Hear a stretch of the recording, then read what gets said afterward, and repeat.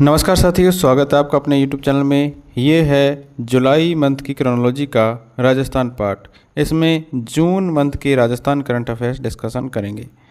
तो चलिए स्टार्ट करते हैं वीडियो को। फर्स्ट है 20वां राज्य स्तरीय सांख्यिकी दिवस समारोह के बारे में।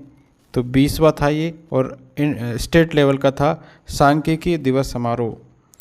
तो 29 जून 2026 को प्रोफेसर PC महालनोबिस इनकी जयंती के अवसर पर 20वां राज्य स्तरीय सांख्यिकी दिवस आयोजना एवं सांख्यिकी विभाग के द्वारा कॉन्स्टिट्यूशनल क्लब जयपुर के अंदर मनाया गया था ये। ठीक है, इसकी थीम क्या थी? Unlocking the potential of administrative data. तो 20वां था, 29 जून को मनाते हैं। और किसकी जयंती रहती है इस दिन? इस दिन रहती है प्रोफेसर PC महालनोबिस की जयंती। ठीक है, इसमें जो मुख्य अतिथि थे वो कौन थे? हमारे उप मुख्यमंत्री डॉक्टर प्रेमचंद बैरवा इसके मुख्य अतिथि थे। राज्य स्तरीय PC महालनोबिस सांख्यिकी पुरस्कार 2026 तो ये दिया जाता है सांख्यिकी के क्षेत्र में उत्कृष्ट और उल्लेखनीय योगदान के लिए।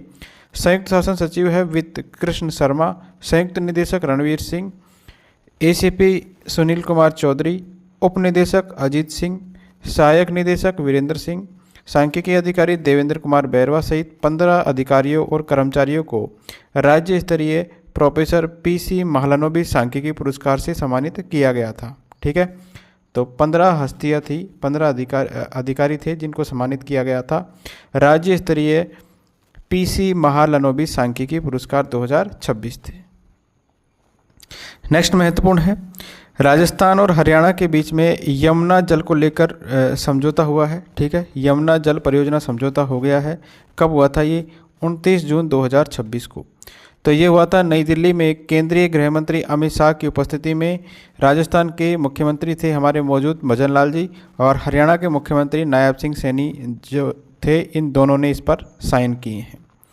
अब ये जो साइन किए हैं ये समझौता काफ़ी समय बाद हुआ है, तो ये इसलिए महत्वपूर्ण है। कब हुआ? 29 जून को। किसकी उपस्थिति में हुआ? अमित शाह की उपस्थिति में।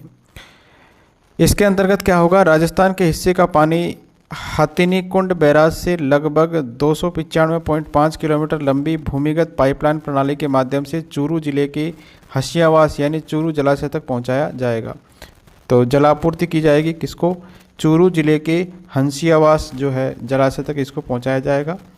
जुलाई से लेके अक्टूबर के बीच में यमुना नहर से लगभग 580 MCM जल जो है 3 भूमिगत पाइपलाइनों के माध्यम से मिलेगा। प्रत्येक पाइपलाइन का व्यास है 3.6 डायामीटर से अधिक। तो यह ध्यान रखिए, जो भी ये पाइपलाइन जाएगी जिनसे पानी जाएगा यमुना नहर से, तो इनका डायामीटर यानी इनका व्यास कितना है? ये है 3.6 डायामीटर। परियोजना में लागत जो है एस्टिमेटेड लागत है इसकी 34.102 करोड़ की। और इसमें लाभान्वित क्षेत्र कौन कौन से होंगे? तो ये महत्वपूर्ण है, हमारे राजस्थान के कौन से ज़िले यमुना नहर परियोजना समझौते से लाभान्वित होंगे? तो ये होंगे सीकर, चूरू और झुंझुनू।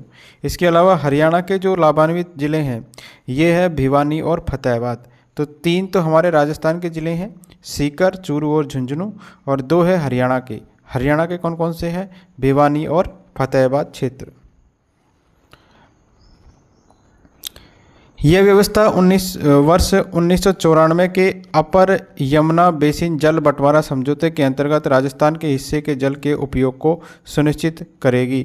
तो ये जो जल बंटवारा हुआ था ये कब हुआ था? 1994 का था। कौन सा था? ये था अपर यमुना बेसिन जल बंटवारा समझौता। इसका महत्व क्या है? इससे दोनों राज्यों की लगभग 3 दशक पुरानी जो जल समस्या है इसका समाधान हो गया और भूजल पुनर्भरण के अंदर सहायता मिलेगी।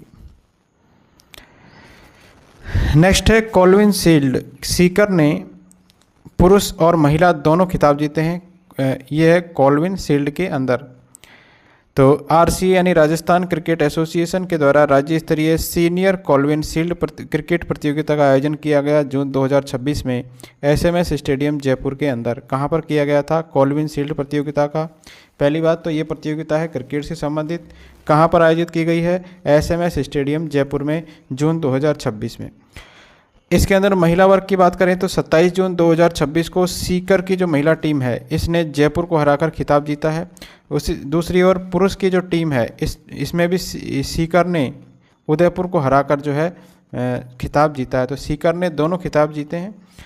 सीकर ने पहली बार राज्य स्तरीय सीनियर क्रिकेट प्रतियोगिता में पुरुष और महिला दोनों वर्गों के खिलाफ अपने खिताब जो है अपने नाम किए हैं। तो सीकर जीता है, महिलाओं ने हराया था जयपुर को, पुरुषों ने हराया है उदयपुर को। अब इसमें जो व्यक्तिगत पुरस्कार दिए जाते हैं क्रिकेट के अंदर, ये है रोहन राजभर जयपुर के हैं, सर्वश्रेष्ठ बल्लेबाज है और का खिताब मिला है इनको, ठीक है। और आयुष अमेरिया ये जयपुर के हैं, सर्वश्रेष्ठ गेंदबाज ये चुने गए हैं। हिमांशु नेहरा ये सीकर के हैं, इनको मैन ऑफ द फाइनल और सर्वश्रेष्ठ खिलाड़ी घोषित किया गया है। अगला है अंतर्राष्ट्रीय एमएसएमई दिवस पर मुख्यमंत्री की बड़ी घोषणाएं क्या क्या है।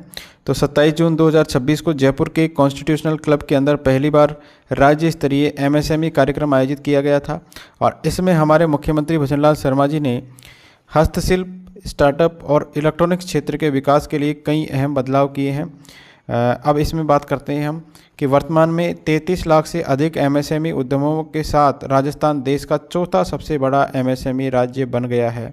यानी राजस्थान जो है एमएसएमई के मामले में कौन सा राज्य है, चौथा सबसे बड़ा राज्य है।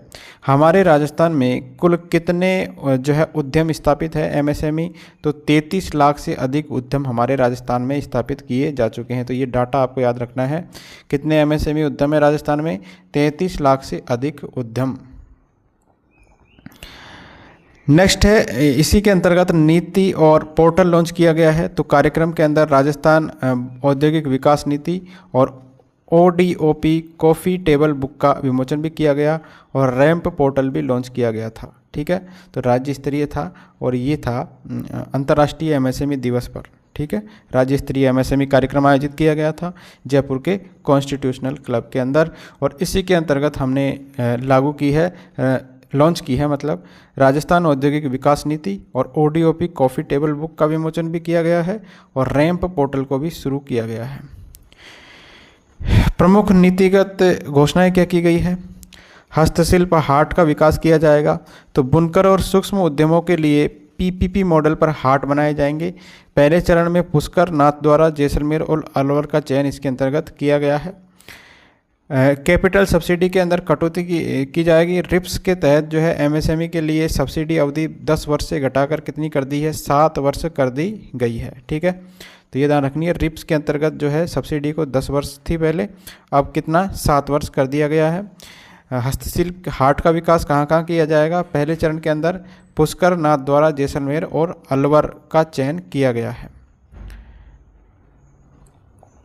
निवेश सीमा के अंदर कमी, तो इलेक्ट्रॉनिक्स और सेमीकंडक्टर क्षेत्र के लिए रिप्स 2024 में न्यूनतम निवेश सीमा कितनी है, 15 करोड़ की होगी। निवेश चरणों में वृद्धि की जाएगी। तो ECMS जो योजना है इसकी परियोजनाओं को अब 3 के बजाय 5 चरणों के अंदर निवेश की अनुमति होगी। प्रशिक्षण जो ट्रेनिंग का भत्ता है इसमें 4,000 से लेकर 6,000 रुपये प्रति माह किया गया है। इलेक्ट्रॉनिक्स के क्षेत्र में महिला और दिव्यांग कार्मिकों का ये भत्ता है, पहले 4,000 था, अब इसको बढ़ाकर कितना कर दिया गया है, 6,000 रुपये।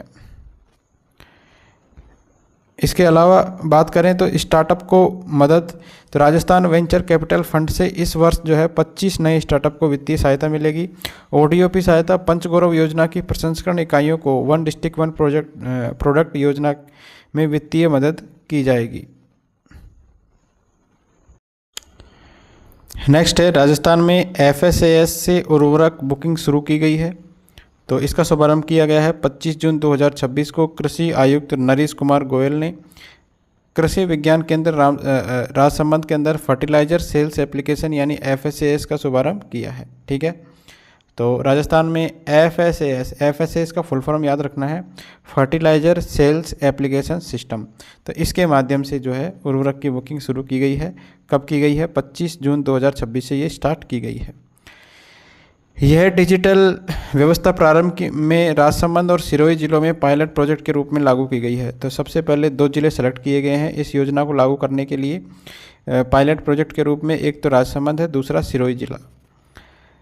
किसान जो है अपनी फार्मर आईडी के आधार पर मोबाइल ऐप से अनुदानित उर्वरक की बुकिंग इसके अंदर कर सकेंगे।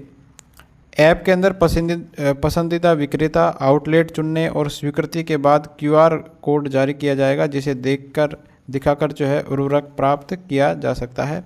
तो इसकी ये प्रोसेस है फार्मर ID के आधार पर।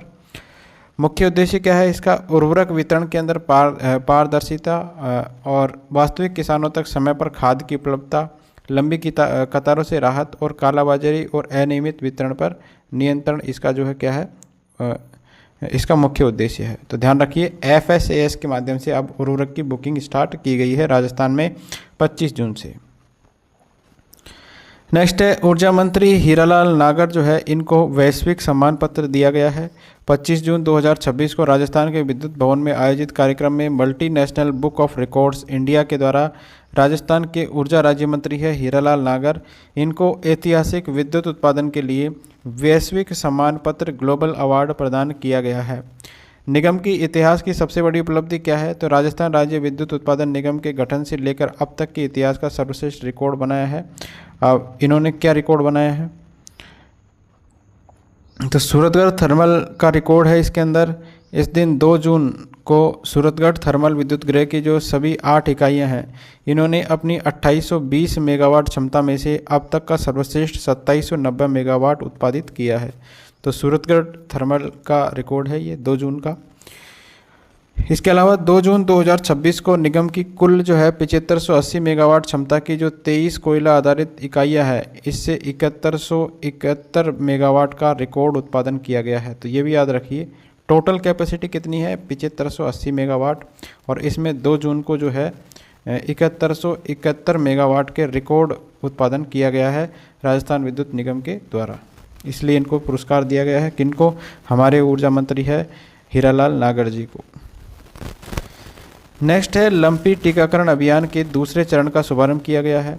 तो 24 जून 2026 को पशुपालन, डेयरी और गोपालन मंत्री है जोराराम कुमावत, इनके द्वारा गोवंश को लंपी स्किन डिजीज LSD से सुरक्षित रखने के लिए राज्य स्तरीय टीकाकरण अभियान के दूसरे चरण की शुरुआत की गई है। शुभारंभ स्थल क्या था ये? इस अभियान की शुरुआत की गई है ब्यावर की तीजारती सरारफान चैम्बर गौशाला से इसकी शुरुआत की गई थी। अभियान के अंदर homologous Ranchi strain live attenuated vaccine का उपयोग किया जा रहा है। तो इसके अंदर प्रयुक्त वैक्सीन कौन सा है? Homologous Ranchi strain live attenuated vaccine. टीकाकरण का प्रमुख लक्ष्य क्या है? वर्ष 2026-27 का लक्ष्य है राज्य में 111.51 लाख जो पशु है इनके टीकाकरण का लक्ष्य निर्धारित है। इसमें से ब्यावर जिले में 1,23,936 गोवंशीय पशुओं का टीकाकरण किया जाएगा। तो जो है ब्यावर जिले के अंदर कितने हैं? 1,23,000, और टोटल कितने हैं? 111.51 लाख पशुओं का टीकाकरण का लक्ष्य निर्धारित है 2026-27 का। वर्ष 2025-26 के दौरान 108.95 लाख जो है गोवंशीय पशुओं का सफलतापूर्वक टीकाकरण किया गया था। अब इस लक्ष्य को बढ़ा दिया गया है। देखिए इसमें आपको इतना याद रखना है कि वैक्सीन कौन सा लगा रहे हैं इसके अंदर। तो homologous Ranchi strain live attenuated vaccine का उपयोग इसके अंदर किया जा रहा है। ब्यावर से स्टार्ट की गई है, ब्यावर की तिजारती सरारफान चैम्बर गौशाला से की गई है, और इसका दूसरा चरण है। ध्यान रखिए ये कौन सा चरण है? दूसरा चरण है, और लंपी टीकाकरण अभियान है ये। हमारे पशुपालन, डेयरी और गोपालन मंत्री कौन है? जोराराम कुमावत। नेक्स्ट है राज्य सरकार ने दी है विशेष NIA कोर्ट और रेयर अर्थ माइनिंग को मंजूरी दी है। ठीक है, तो जून 2026 में मुख्यमंत्री जी ने राज्य की सुरक्षा, न्यायिक ढांचे और आर्थिक विकास को बढ़ावा देने के लिए 3 बड़े फैसले किए हैं इन्होंने जून 2026 में। क्या क्या फैसले हैं ये? इसके अंतर्गत दुर्लभ पृथ्वी तत्व जो है REE यानी रेयर अर्थ मेटल, इनका अन्वेषण किया जाएगा। विशेष NIA कोर्ट की स्थापना की जाएगी और 8 नए जिलों के अंदर नागरिक सुरक्षा कोर का गठन किया जाएगा। तो 3 बड़े फैसले आपको याद रखने हैं। पहला है रेयर अर्थ मेटल, ठीक है, जो दुर्लभ प्रकृति तत्व है इनका अन्वेषण किया जाएगा। इसके बाद में विशेष NIA कोर्ट की स्थापना की जाएगी और 8 नए जिलों के अंदर नागरिक सुरक्षा कोर का गठन किया जाएगा। तो 3 बड़े फैसले लिए गए हैं। अब देखिए इसके अंदर पहला फैसला है रेयर अर्थ माइनिंग। तो बालोतरा जिले के नवातला और देवीगढ़ गांवों के अंदर 207.63 वर्ग किलोमीटर क्षेत्र में दुर्लभ पृथ्वी तत्व खनिजों के अन्वेषण यानी एक्सप्लोरेशन को मंजूरी दी गई है। इसका लाइसेंस केंद्रीय खान योजना एवं डिजाइन संस्थान CMPDI को दिया गया है। ध्यान रखिए, ये भी याद रखिए आप कि लाइसेंस किसको दिया गया है अन्वेषण का, तो ये दिया गया है केंद्रीय खान योजना एवं डिजाइन संस्थान CMPDI को। दूसरा जो फैसला है ये है विशेष NIA कोर्ट का गठन किया जाएगा। तो राष्ट्रीय सुरक्षा से जुड़े मामलों और राष्ट्रीय जांच एजेंसी के द्वारा जांचे गए मामलों के त्वरित निपटारे के लिए राज्य में एक विशेष NIA न्यायालय गठित करने को मंजूरी दी गई है। तो एक विशेष NIA न्यायालय का गठन किया जाएगा। तीसरा जो महत्वपूर्ण फैसला है वो है नागरिक सुरक्षा कोर। तो बजट 2025-26 की घोषणा के तहत राज्य में 8 नवनिर्मित जिले जिसमें है बालोतरा, डीडवाना, कुचामन, फलोदी, सलूम्बर, खैरतल, तिजारा, डीग, कोटपुतली, बहरोड और ब्यावर, इसके अंदर सिविल डिफेंस कॉर्प्स इकाइयों के गठन को मंजूरी दी गई है। तो 8 जिलों के अंदर नागरिक सुरक्षा कोर का गठन किया जाएगा। रेयर अर्थ एलिमेंट जो है 17 विशेष रासायनिक तत्वों का एक समूह है जिनका उपयोग स्मार्टफोन में किया जाता है, EV के अंदर किया जाता है, रक्षा उपकरण के अंदर किया जाता है और आधुनिक इलेक्ट्रॉनिक्स क्षेत्र की उच्च तकनीकों के अंदर अनिवार्य रूप से किया जाता है। तो रेयर अर्थ जो है एलिमेंट की परिभाषा ये दी गई है। इसमें कितने तत्व है ये ध्यान रखिए आप, 17 विशेष तत्वों का ये समूह है एक। अगला है सीनियर नेशनल तैराकी। तो दक्षिणा ने 2 दशक बाद जीता है रजत पदक। किसने जीता है? दक्षिणा ने 2 दशक बाद जीता है सीनियर नेशनल तैराकी के अंदर रजत पदक। तो 16 से लेकर 21 जून 2026 तक अहमदाबाद में आयोजित की गई थी 79th senior national aquatics championship. इसके अंदर जयपुर की है दक्षिणा जोशी। इन्होंने रजत पदक यानी सिल्वर मेडल जीतकर इतिहास रचा है। पदक का इसके अंदर इन्होंने सूखा खत्म किया है। किसने? दक्षिणा ने। तो जयपुर की रहने वाली है दक्षिणा और ये जो है इन्होंने किसके अंदर जीता है? एक्वेटिक्स चैंपियनशिप के अंदर। तो इस पदक के साथ ही सीनियर नेशनल तैराकी चैंपियनशिप में राजस्थान का 2 दशक का जो है 20 साल का सूखा खत्म हो गया है। तो ये इसलिए इम्पोर्टेंट है क्योंकि हमको 20 साल बाद में पदक मिला है, वो भी रजत पदक। ठीक है, तैराकी के अंदर बात हो रही है और ये सीनियर नेशनल तैराकी चैंपियनशिप की बात हो रही है। दक्षिणा ने महिलाओं की 200 मीटर बटरफ्लाई स्पर्धा के अंदर 2 मिनट 20.82 सेकेंड, ये टाइम भी पूछ लेता है आजकल, तो कितने मिनट में कितने मीटर की जो है दूरी तय की है इन्होंने तैराकी के अंदर? तो 2 मिनट 20.82 सेकेंड के समय में 200 मीटर की जो है बटरफ्लाई स्पर्धा थी, इसके अंदर इन्होंने ये पदक हासिल किया है। दक्षिणा जो है इनसे पहले राजस्थान के लिए सृष्टि टंडन, इन्होंने जयपुर में आयोजित सीनियर नेशनल चैंपियनशिप में कांस्य पदक जीता था। तो इससे पहले कौन थी? सृष्टि टंडन, जिन्होंने ये अवार्ड या पदक जीता था। नेक्स्ट है कुंदनपुरा गांव में स्थापित हुआ है देश का पहला एग्री पीवी प्लांट। कहां पर हुआ है? कुंदनपुरा गांव है और ये देश का है पहला एग्री पीवी प्लांट। तो जून 2026 की रिपोर्ट के अनुसार राजस्थान के जयपुर जिले के बस्सी तुंगा क्षेत्र में स्थित है कुंदनपुरा गांव। इसमें देश का पहला एग्री पीवी पायलट प्लांट स्थापित किया गया है। परियोजना का उद्देश्य क्या है? एक ही भूमि पर सौर ऊर्जा का उत्पादन और कृषि दोनों को एक साथ संभव बनाना। तो एग्री पीवी प्लांट क्या होता है? एग्री पीवी प्लांट होता है कि एक ही भूमि पर सौर ऊर्जा भी उत्पादित होगी और कृषि भी होगी। ठीक है, तो ये स्टार्ट कहाँ पर किया गया है? देश का पहला है इसलिए इम्पोर्टेंट है। कुंदनपुरा गांव कहाँ पर पड़ता है? ये है बस्सी तुंगा क्षेत्र में, जयपुर जिले के अंदर है ये। इस तकनीक को अपनाने वाले देश के पहले प्रगतिशील किसान कुंदनपुरा के कजोड़मल जाट है।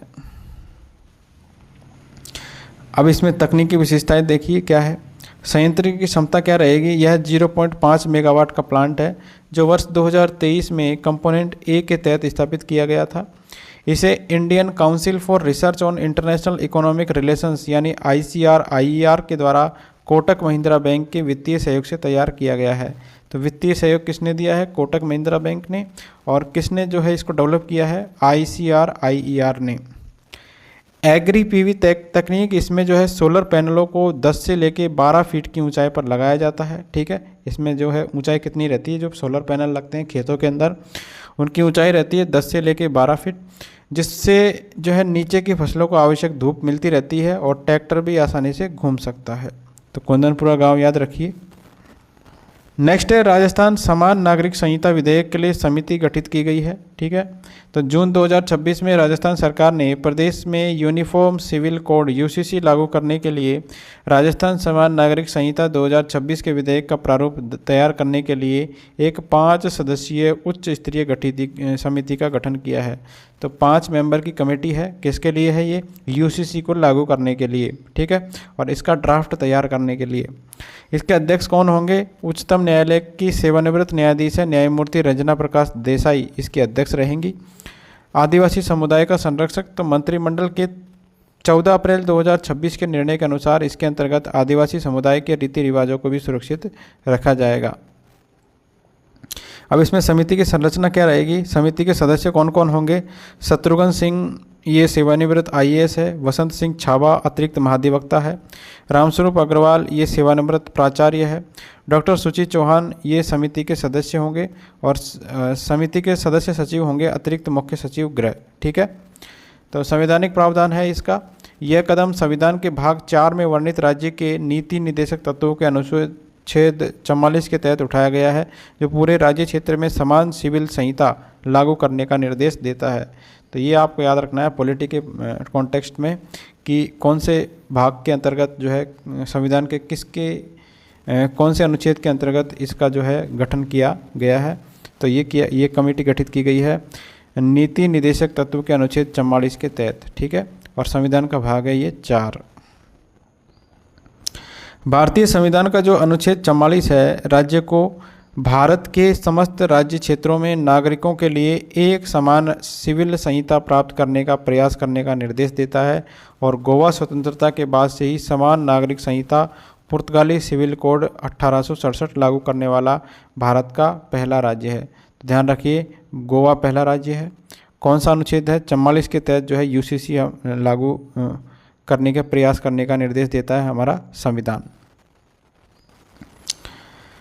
नेक्स्ट है स्वच्छ और हरित विद्यालय रेटिंग 2025-26 के अंदर राजस्थान को देश में तीसरा स्थान मिला है।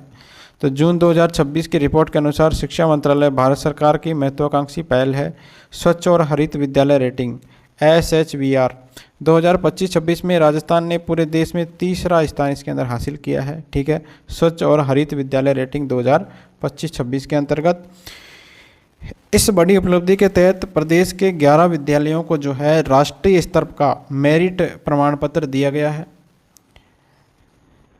इसमें पहला है खारिया गोगलिया स्कूल टॉप 10 के अंदर। तो बाड़मेर का राजकीय उच्च प्राथमिक विद्यालय खारिया गोगलिया रामसर है। देश भर के टॉप 10 स्कूलों में शामिल होकर 10वीं रैंक पर ये रहा है। चयनित इन 11 स्कूलों में से प्रत्येक को पर्यावरणीय गतिविधियों के लिए केंद्र सरकार की ओर से 21 लाख की अतिरिक्त वित्तीय सहायता मिलेगी। अब देखो राष्ट्रीय मेरिट से सम्मानित राजस्थान के 11 विद्यालय कौन कौन से हैं। बाड़मेर का है एक, तो राजकीय उच्च प्राथमिक विद्यालय खारिया गोगलिया रामसर और PM श्री केंद्रीय विद्यालय वायुसेना स्टेशन उत्तर लाई का। कोटा का है PM श्री राजकीय प्राथमिक विद्यालय परलिया की ढानी और Sofia girls senior secondary school Vallabhnagar. अन्य जिलों की बात करें तो राजकीय उच्च प्राथमिक उजीन का नाड़ाबेरी सीकर का है ये। राजकीय प्राथमिक विद्यालय रोडेवाला डूंगरपुर का। राजकीय उच्च प्राथमिक विद्यालय अभापुरा चूरू का। स्वामी विवेकानंद राजकीय मॉडल स्कूल देवली टोंक का। राजकीय उच्च माध्यमिक विद्यालय बावरा ब्यावर का। दरबार राशि से स्कूल अंग्रेजी माध्यम सांबर लेक जयपुर का और जवाहर नवोदय विद्यालय तलवाड़ा बांसवाड़ा का। तो ये 11 स्कूल है। ठीक है, 11 विद्यालय है और राष्ट्रीय मेरिट से ये सम्मानित हुए हैं राजस्थान के। ठीक है, ध्यान रखिए राजस्थान का कौन सा स्थान आया है? इसमें तीसरा स्थान आया है स्वच्छ और हरित विद्यालय रेटिंग के मामले में।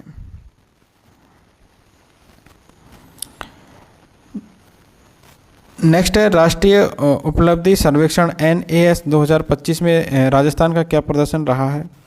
तो NAS यानी राष्ट्रीय उपलब्धि सर्वेक्षण। तो NAS के हालिया आंकड़ों के तहत राजस्थान के राजकीय विद्यालयों ने भाषाई और गणितीय ज्ञान में राष्ट्रीय औसत को बेहतर किया है। टॉप 10 के अंदर शामिल है राजस्थान कक्षा 3, 6 और 9 की तीनों ग्रेड कैटेगरी के शैक्षिक प्रदर्शन में देश के टॉप 10 राज्यों में शामिल रहा है। इससे संबंधित प्रमुख योजनाएं और विकास तो MSRA अभियान, तो नीति आयोग की स्कूल शिक्षा प्रणाली रिपोर्ट 2026 में मुख्यमंत्री शिक्षित राजस्थान अभियान MSRA को राज्य की सर्वश्रेष्ठ बेस्ट प्रैक्टिस माना गया है। ठीक है, तो ये जो है MSRA हमारे राजस्थान की है, मुख्यमंत्री शिक्षित राजस्थान अभियान, तो ये राज्य की सबसे बेस्ट प्रैक्टिस मानी गई है। किसके द्वारा? नीति आयोग की रिपोर्ट के अनुसार। 29 मार्च 2025 को शुरू हुए इस अभियान के तहत राज्य के 69,000 से अधिक राजकीय विद्यालयों के अंदर सुधारात्मक गतिविधियां लागू की गई है। राज्य में वर्तमान में कुल 649 PM श्री विद्यालय जो है सफलतापूर्वक संचालित किए जा रहे हैं। तो वर्तमान में कितने हैं? 639 PM श्री विद्यालय। नेक्स्ट है जयपुर दरभंगा अमृत भारत एक्सप्रेस। तो 21 जून 2026 को केंद्र रेल मंत्री है अश्विनी वैष्णव, राजस्थान के मुख्यमंत्री भजनलाल शर्मा और बिहार के मुख्यमंत्री सम्राट चौधरी जी, इन्होंने खातीपुरा जयपुर में दरभंगा से दरभंगा के लिए नई अमृत भारत एक्सप्रेस को हरी झंडी दिखाई है। अब ये कौन सी ट्रेन है? इसका नंबर है 19,725 और 19,726, सप्ताह में 6 दिन चलेगी। राजस्थान, उत्तर प्रदेश और बिहार के बीच में इससे कनेक्टिविटी मजबूत होगी। तो जयपुर दरभंगा भारत एक्सप्रेस शुरू की गई है। अब इसमें स्टेशन है, इसके ठहराव है, 23 स्टेशन शामिल है इसके अंदर। तो खातीपुरा, दौसा, बांदीकुई, मंडावर, महुआ रोड और भरतपुर इसके ठहराव है। खातीपुरा मेगा कोचिंग टर्मिनल का लोकार्पण किया गया है। इसमें 205 करोड़ की लागत से निर्मित है मेगा कोचिंग टर्मिनल। इसका 21 जून 2026 को शुभारंभ किया गया है। प्रतिमाह 450 रेलगाड़ियों का अनुरक्षण इसके अंदर मेंटेनेंस जो है इसका में किया जा सकेगा। तो खातीपुरा मेगा कोचिंग टर्मिनल का लोकार्पण भी किया गया है। रेल मंत्री के अनुसार देश में विकसित 50 मेगा कोचिंग टर्मिनलों में पहला है, जिसे आगामी 20 वर्षों की ज़रूरतों को ध्यान में रखकर ये तैयार किया गया है। यह वंदे भारत, अमृत भारत, डेमू, LHB और अन्य आधुनिक रैक का रखरखाव एक ही परिसर में किया जा सकेगा, जिससे जयपुर जंक्शन का परिचालन दबाव कम होगा। तो यहाँ पर मेंटेनेंस होगा। राजस्थान रेलवे, तो वर्ष 2026-27 में राजस्थान के लिए रेलवे बजट 10,228 करोड़ निर्धारित किया गया है और राज्य में 76,800 करोड़ से अधिक लागत के रेल कार्य अभी प्रगति पर है। 5 वंदे भारत रेल सेवाएं इसके अंदर संचालित है। तो राजस्थान में रेलवे से संबंधित महत्वपूर्ण फैक्ट है ये कि राजस्थान में अभी वर्तमान में कितनी वंदे भारत ट्रेन चल रही है? तो 5 वंदे भारत ट्रेन चल रही है। और हमारा जो बजट किया गया है राज्य का राजस्थान के लिए, ये बजट है 10,228 करोड़ का और राज्य में जो है अभी प्रेजेंट में जो प्रोसेसिंग है कार्य वो है 76,800 करोड़ से अधिक की। नेक्स्ट है राजस्थान में पहली बार इलेक्ट्रिक बसों की शुरुआत की गई है और मुख्यमंत्री ने इसको लेकर हरी झंडी दिखाई है। कब स्टार्ट की है? 20 जून 2026 को मुख्यमंत्री जी भजनलाल शर्मा ने प्रधानमंत्री ई बस सेवा के तहत की है। ठीक है, तो कौन सी सेवा के अंतर्गत? प्रधानमंत्री ई बस सेवा के तहत जयपुर के अमर जवान ज्योति से JCTSL की 29 इलेक्ट्रिक बसों को हरी झंडी दिखाकर रवाना किया है। इसके साथ ही वीडियो कॉन्फ्रेंसिंग के द्वारा भीलवाड़ा में 18 ई बसों का भी शुभारंभ किया गया है। ठीक है, तो ध्यान रखिए 29 तो इलेक्ट्रिक बस हमने चलाई है JCTCL की और भीलवाड़ा में 18 ई बसों को भी शुभारंभ किया गया है वीडियो कॉन्फ्रेंसिंग के माध्यम से। अब ये जो बसें चलाई गई है वो किस योजना के तहत चलाई गई है? तो ये प्रधानमंत्री जो ई बस सेवा है इसके तहत चलाई गई है। चयनित शहर और कुल बसें देखिए कौन कौन सी है। तो योजना के अंदर राजस्थान के 8 शहर है इसके अंदर। जयपुर, जोधपुर है, उदयपुर है, कोटा, बीकानेर, भीलवाड़ा, अलवर और अजमेर इसका चयन किया गया है और इसके लिए केंद्र ने 675 ई बस स्वीकृत की है। तो राजस्थान के लिए केंद्र ने कितनी ई बस दी है? ये दी है 675 ई बस। दीपावली तक लक्ष्य क्या है? अन्य स्वीकृत 475 बसों को मिलाकर राज्य को कुल 1150 बस मिलेगी। कितनी? 1150। इनमें से पहले चरण में 675 बसों को इसी वर्ष दीपावली तक सड़कों पर उतारने का टारगेट है। PM ई बस सेवा, इसके बारे में याद रखिए आप, इसका शुभारंभ किया गया था अगस्त 2023 के अंदर और इसके तहत केंद्र सरकार डिपो निर्माण, इलेक्ट्रिक कार्य और संचालन में राज्य को सहायता दे रही है। तो क्या क्या सहायता देती है, किस किस में सहायता देती है केंद्र राज्य को? डिपो के निर्माण में सहायता देती है, इलेक्ट्रिक कार्य में देती है और संचालन के अंदर। नेक्स्ट है, राज्यपाल ने आरपीएससी में 2 नए सदस्यों को नियुक्ति दी है। तो 19 जून 2026 को राज्यपाल हमारे हरिभाऊ बागड़े जी, इन्होंने आदेश जारी करके आरपीएससी में प्रोफेसर डॉक्टर संतोष आनंद और डॉक्टर दीपक कुमार शर्मा, इनको सदस्य पद पर नियुक्त किया है। तो दोनों का नाम याद रखिए, डॉक्टर संतोष आनंद और डॉक्टर दीपक कुमार शर्मा। तो इनको जो है सदस्य पद पर नियुक्त किया गया है। इनकी नियुक्ति कब तक रहेगी? 6 वर्ष की अवधि या 62 साल जो भी पहले हो तब तक रहेगी। और डॉक्टर दीपक शर्मा ने 22 जून 2026 को पदभार ग्रहण किया है। इसके साथ ही कार्यवाहक अध्यक्ष की जिम्मेदारी दी गई है लेफ्टिनेंट कर्नल रिटायर्ड है केसरी सिंह राठौड़ को। और इससे पहले जो रिटायर कौन हो गए थे? रिटायर हो गए थे UR साहू जी। अब देखिए नवनियुक्त सदस्यों की का बैकग्राउंड देख लेते हैं। डॉक्टर दीपक कुमार शर्मा, ये है कॉलेज शिक्षा में जूलॉजी शास्त्र के प्रोफेसर पद से जून 2025 में सेवानिवृत्त है। ये अखिल भारतीय राष्ट्रीय शैक्षिक महासंघ राजस्थान उच्च शिक्षा के प्रदेशाध्यक्ष भी रहे हुए हैं। दूसरे डॉक्टर संतोष आनंद, वर्तमान में माणिक्यलाल वर्मा MLV राजकीय महाविद्यालय में प्राचार्य पद पर कार्यरत है। ये विद्या भारती के चित्तौड़ प्रांत के अध्यक्ष भी रह चुके हैं। ठीक है, ये दोनों का बैकग्राउंड है, डॉक्टर दीपक कुमार शर्मा और संतोष आनंद का। अब इनकी नियुक्ति जो की जाती है वो किसके तहत की जाती है?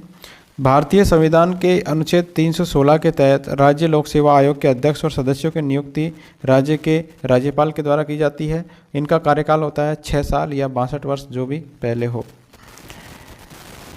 नेक्स्ट है, रीको, सीडोस और लघु उद्योग भारती के मध्य त्रिपक्षीय MOU किया गया है। किस किस के बीच में? रीको, सीडोस और लघु उद्योग भारती के मध्य में।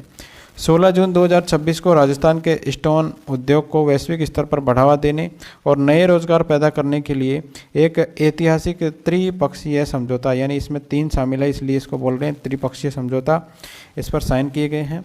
ये समझौता किया गया है रीको, सीडोस और लघु उद्योग भारती के बीच में। इस समझौते का उद्देश्य क्या है?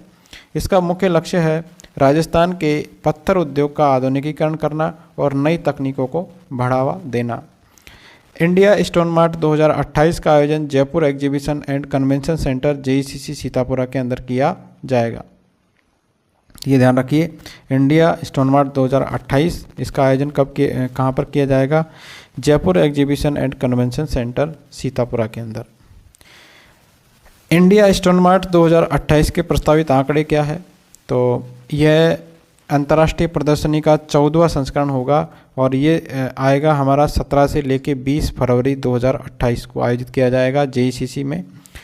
लगभग 45,000 वर्ग किलोमीटर के कुल क्षेत्र में आयोजित होने वाले इस मार्ट के अंदर 450 प्रदर्शक होंगे। इसमें 59 जो है विदेशी सहित ये शामिल होंगे, यानी 450 जो है प्रदर्शक होंगे। इसके अंदर 45,000 वर्ग मीटर के अंदर फैला होगा ये, जहाँ पर ये स्टोन मार्ट का आयोजन किया जाएगा। प्रदर्शनी जो आयोजित की जाएगी 17 से लेकर 20 फरवरी 2028 को ये आयोजित की जाएगी। 14वां संस्करण ये होगा। ठीक है, इसमें 58 देशों के विदेशी प्रतिनिधि और 8 सहभागी देशों के 3 अंतर्राष्ट्रीय पैवेलियन शामिल होंगे। साथ ही भारत के 15 राज्य इसके अंदर हिस्सा लेंगे। तो इंडिया स्टोन मार्ट के बारे में याद रखिए, कहाँ पर आयोजित होगा? JECC सीतापुरा के अंदर। अगला है, राज्य में नमक उत्पादन को बढ़ावा देने के लिए नियमों में संशोधन जारी किया गया है। तो लॉटरी प्रक्रिया समाप्त की गई है। भूखंड आवंटन के लिए पूर्व में चल रही लॉटरी आधारित प्रणाली को पूरी तरह समाप्त कर दिया गया है। ऑक्शन की व्यवस्था की गई है। नए नियमों के तहत भूखंडों का आवंटन पूरी तरह पारदर्शी रहेगा। ऑक्शन के माध्यम से किया जाएगा। ठीक है, ऑक्शन के माध्यम से जो है अब जो है किया जाएगा भूखंडों का आवंटन। लीज नवीनीकरण राहत। तो पुराने नियमों के तहत लीज समाप्त होने के 4 वर्ष बाद नवीनीकरण का कोई प्रावधान नहीं था। इसमें करीब 300 इकाइयाँ बंद होने की कगार पर थी। ठीक है, तो लीज समाप्त होने के 4 वर्ष बाद भी जो है नवीनीकरण का कोई प्रावधान नहीं था, इसलिए 300 इकाइयाँ लगभग बंद हो रही थी, तो इसमें राहत दी गई है। राज्य सरकार ने ऐसी वंचित इकाइयों को लीज रिन्यू करने के लिए 6 माह की विशेष एकमुश्त छूट प्रदान की गई है। तो ये भी जो कगार पर थी 300 इकाइयाँ, इनको 6 महीने का जो है एक्सटेंशन या मोहलत दी गई है, ताकि ये एक मुश्त इसके अंदर एक मुश्त छूट दी गई है रिन्यू करवाने के लिए। नेक्स्ट है 24वीं राजस्थान राज्य राइफल और पिस्टल शूटिंग चैंपियनशिप। तो चिरांश चौमिया ने जीते हैं इसमें 4 स्वर्ण पदक। क्या नाम है इनका? चिरांश चौमिया। कौन सी है ये? 24वीं राजस्थान राज्य राइफल और पिस्टल शूटिंग चैंपियनशिप। तो 14 से लेकर 29 जून 2026 तक जयपुर की ओएसिस जगतपुरा शूटिंग रेंज में आयोजित 24वीं राजस्थान राज्य राइफल और पिस्टल शूटिंग चैंपियनशिप में चिरांश चौमिया इन्होंने विभिन्न स्पर्धाओं में बेहतरीन प्रदर्शन करते हुए कुल 4 पदक जीते हैं। ठीक है, 4 क्या है? गोल्ड मेडल जीते हैं इन्होंने। इस प्रतियोगिता का आयोजन राजस्थान राइफल एसोसिएशन RRA के द्वारा किया गया था।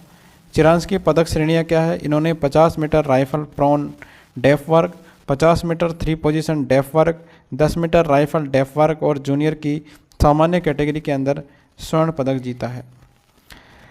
प्री नेशनल के लिए क्वालिफिकेशन। तो प्रतियोगिता में क्वालिफाई करने वाले शूटर देहरादून में आयोजित होने वाली Jaspal Rana India open pre national shooting प्रतियोगिता 13 से लेकर 27 जुलाई 2026 में हिस्सा लेंगे। इसमें अकेले झुंझुनू जिले के 55 खिलाड़ियों ने क्वालिफाई किया है। तो झुंझुनू जिले के कितने खिलाड़ी है? इसमें 55 खिलाड़ी है, इन्होंने क्वालिफाई किया है देहरादून में आयोजित होने वाली शूटिंग प्रतियोगिता के लिए। इसके अलावा अन्य प्रमुख जो पदक विजेता है वो कौन कौन है? मानिनी कौशिक है। इनका खेल याद रखिए आप, कौन सा खेल है ये। इन्होंने 2 स्वर्ण और 1 कांस्य पदक जीता है। वर्तमान में 50 मीटर प्रॉन कैटेगरी के अंदर नेशनल रैंकिंग में पहले स्थान पर है और 2026 ISSF वर्ल्ड कप के लिए भारतीय टीम में चुनी गई है। तो ध्यान रखिए ये सभी खिलाड़ी शूटिंग के हैं। मानिनी कौशिक है पहली जयपुर की। दूसरे हैं रवि व्यास बीकानेर के। तो सीनियर मास्टर पुरुष वर्ग की 10 मीटर एयर पिस्टल NR और 25 metre centre fire pistol NR प्रतिस्पर्धा के अंदर इन्होंने 2 गोल्ड मेडल जीते हैं। तीसरे आर्यन पालसिया, नेवता जयपुर के हैं। 50 मीटर राइफल प्रॉन और 50 मीटर राइफल 3 पोजीशन दोनों यूथ वर्ग के अंदर 2 इन्होंने रजत पदक हासिल किए हैं। तो ये ध्यान रखिए पदक विजेता है। मानिनी कौशिक जो जयपुर की है, इन्होंने 2026 ISSF वर्ल्ड कप के लिए ये भारतीय टीम में चुनी गई है। नेशनल रैंकिंग में ये पहले स्थान पर है। कौन सी कैटेगरी में? 50 मीटर प्रॉन कैटेगरी के अंदर। ध्यान रखिए मानिनी कौशिक जो है इम्पोर्टेंट प्लेयर है। अभी हमने ऊपर बात की है चिरांश चौमिया, इन्होंने 4 गोल्ड मेडल जीते हैं जगतपुरा शूटिंग रेंज के अंदर। ये सारे जो है शूटिंग के प्लेयर है यार। नेक्स्ट है पैरा इवेंट्स SH1 के मुख्य विजेता कौन है? इसमें देखिए गौतम पारिक, ये भी शूटिंग के प्लेयर है, शूटिंग करते हैं ये भी। तो 10 metre air pistol youth junior और 50 मीटर फ्री पिस्टल मिश्रित सीनियर वर्ग के अंदर स्वर्ण पदक जीतकर इन्होंने स्वर्णिम हैट्रिक बनाई है गौतम पारिक ने। आनंद चारण, ये पैरा इवेंट्स के हैं, ध्यान रखिए। आनंद चारण सीकर के हैं। 10 मीटर महिला एयर पिस्टल के यूथ और जूनियर वर्ग के अंदर 2 स्वर्ण और सीनियर महिला वर्ग में रजत पदक जीता है। नेक्स्ट है राजस्थान कौशल नीति 2025। तो RTD मॉडल को मंजूरी दी गई है राजस्थान कौशल नीति 2025 के अंतर्गत। तो 22 जून 2026 को राजस्थान कौशल और आजीविका विकास निगम RSLDC की 50वीं बोर्ड बैठक के अंदर recruit train deploy RTD model के क्रियान्वयन को अंतिम प्रशासनिक मंजूरी दी गई है।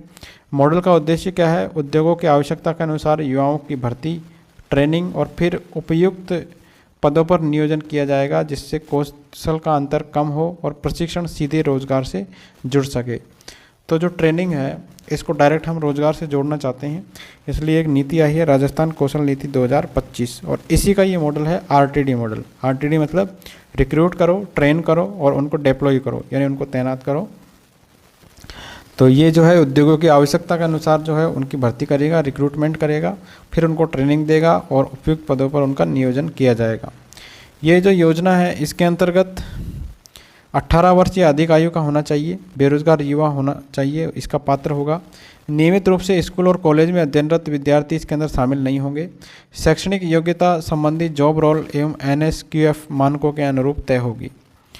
प्रशिक्षण के अंदर 120 घंटे का अनिवार्य रोजगार तैयारी मॉड्यूल और on the job training OJT शामिल की होगी। प्रशिक्षण पूर्ण होने पर थर्ड पार्टी मूल्यांकन इसके अंतर्गत किया जाएगा। प्रशिक्षण सहयोगियों और एजेंसियों का चयन एक्सप्रेशन ऑफ इंटरेस्ट EOI प्रक्रिया से किया जाएगा। इसमें संस्था की कानूनी स्थिति, वित्तीय संचालन क्षमता और पूर्व प्लेसमेंट रिकॉर्ड के आधार पर बनाया जाएगा। राजस्थान में पहली MLFF टोलिंग प्रणाली शुरू की गई है। तो इसका शुभारंभ किया गया 19 जून 2026 को। भारतीय राष्ट्रीय राजमार्ग प्राधिकरण NHAI ने NH 48 के दिल्ली जयपुर खंड पर स्थित दौलतपुरा टोल प्लाजा के अंदर जो है राजस्थान की पहली multi lane free flow MLFF tolling प्रणाली शुरू की गई है। ठीक है, ध्यान रखिए, राजस्थान की पहली है MLFF। MLFF का फुल फॉर्म है multi lane free flow tolling प्रणाली। ठीक है, कहाँ पर शुरू की गई है? दिल्ली जयपुर खंड पर यह की गई है, दौलतपुरा टोल प्लाजा के अंदर। इस व्यवस्था में वाहन बिना रुके टोल क्षेत्र से गुजर सकेंगे। प्रणाली में automatic number plate recognition ANPR कैमरे और फास्टैग आधारित इलेक्ट्रॉनिक टोल संग्रहण तकनीक का उपयोग किया गया है। ठीक है, तो इसके अंदर कौन कौन सी टेक्निक है? ANPR कैमरे हैं इसके अंदर, ऑटोमेटिक नंबर प्लेट रिकॉग्निशन कैमरे और फास्टैग आधारित इलेक्ट्रॉनिक टोल संग्रह टेक्नोलॉजी इसके अंदर इस्तेमाल की गई है। MLFF प्रणाली से प्रतीक्षा समय समाप्त हो जाएगा और यातायात निर्बाध रहेगा। ईंधन की बचत होगी और वाहन उत्सर्जन में कमी आएगी। फास्टैग में पर्याप्त बैलेंस न होने या टैग अमान्य होने पर नोटिस जारी किया जाएगा। नोटिस के 72 घंटे के अंदर शुल्क जमा नहीं करने और करने पर सामान्य टोल का दुगना शुल्क लिया जाएगा। NHAI ने शाहजहाँपुर और मनोहरपुर टोल प्लाजा को भी MLFF प्रणाली में बदलने की योजना बनाई है। तो ये है multi lane free flow tolling प्रणाली सिस्टम। इससे पहले ये प्रणाली 84 टोल प्लाजा गुजरात और मुंडका बक्करवाला टोल प्लाजा दिल्ली के अंदर लागू की जा चुकी है। अभी कहाँ पर राजस्थान में कहाँ पर स्टार्ट की गई है? दौलतपुरा गांव के अंदर। नेक्स्ट है सुंदर सिंह भंडारी और डॉक्टर श्यामा प्रसाद मुखर्जी सम्मान समारोह। तो अलवर के अंदर 23 जून 2026 को दोनों महान विभूतियों की पुण्यतिथि पर व्याख्यान माला और विशिष्ट जन सम्मान समारोह आयोजित किया गया था। इसमें देखिए इसके आयोजक कौन थे? यह कार्यक्रम श्री सुंदर सिंह भंडारी चैरिटेबल ट्रस्ट उदयपुर के द्वारा आयोजित किया गया। और ये कहाँ पर आयोजित किया गया था? इसका आयोजन किया गया था अलवर के प्रताप ऑडिटोरियम के अंदर। पंजाब के राज्यपाल गुलाब चंद कटारिया इसके अंदर मुख्य अतिथि थे और विधानसभा स्पीकर वासुदेव देवनानी भी इसके अंदर मुख्य अतिथि थे। ठीक है, तो गुलाब चंद कटारिया और वासुदेव देवनानी इसके अंदर शामिल हुए थे मुख्य अतिथि के रूप में। देश सेवा और सामाजिक क्षेत्र में उत्कृष्ट कार्य के लिए कुल 19 वरिष्ठ जनों को इसके अंदर सम्मानित किया गया था। अलवर से तिलकराज गांधी इसके अंदर सम्मानित है।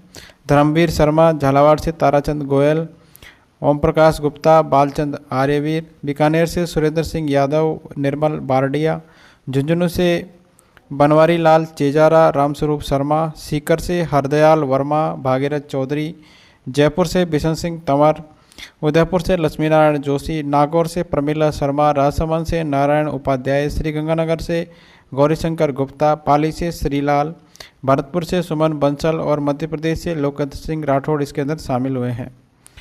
डॉक्टर श्यामा प्रसाद मुखर्जी ने वर्ष 1951 में भारतीय जनसंघ की स्थापना की थी। तो ये ध्यान रखना है, 1951 में किसकी स्थापना की है? भारतीय जनसंघ की स्थापना की थी डॉक्टर श्यामा प्रसाद मुखर्जी ने। तो इन दोनों का जो है सम्मान समारोह आयोजित किया गया था, सुंदर सिंह भंडारी एवं डॉक्टर श्यामा प्रसाद मुखर्जी सम्मान समारोह। ये जो है किसके द्वारा आयोजित किया गया? सुंदर सिंह भंडारी चैरिटेबल ट्रस्ट उदयपुर के द्वारा। अगला है 12वां अंतर्राष्ट्रीय योग दिवस राज्य स्तरीय समारोह। तो सिरोही जिले के माउंट आबूराज के अंदर नक्की झील के किनारे 21 जून 2026 को 12वें अंतर्राष्ट्रीय योग दिवस का राज्य स्तरीय सम्मान आयोजित किया गया था। इसमें मुख्य अतिथि कौन थे? राज्य के मुख्यमंत्री भजनलाल शर्मा कार्यक्रम के अंदर शामिल हुए थे। वर्ष 2026 की थीम क्या थी? इस वर्ष का आधिकारिक विषय था स्वस्थ वृद्धावस्थाओं के लिए योग, इसका थीम था। ठीक है, 21 जून को हमने मनाया है 12वां अंतर्राष्ट्रीय योग दिवस।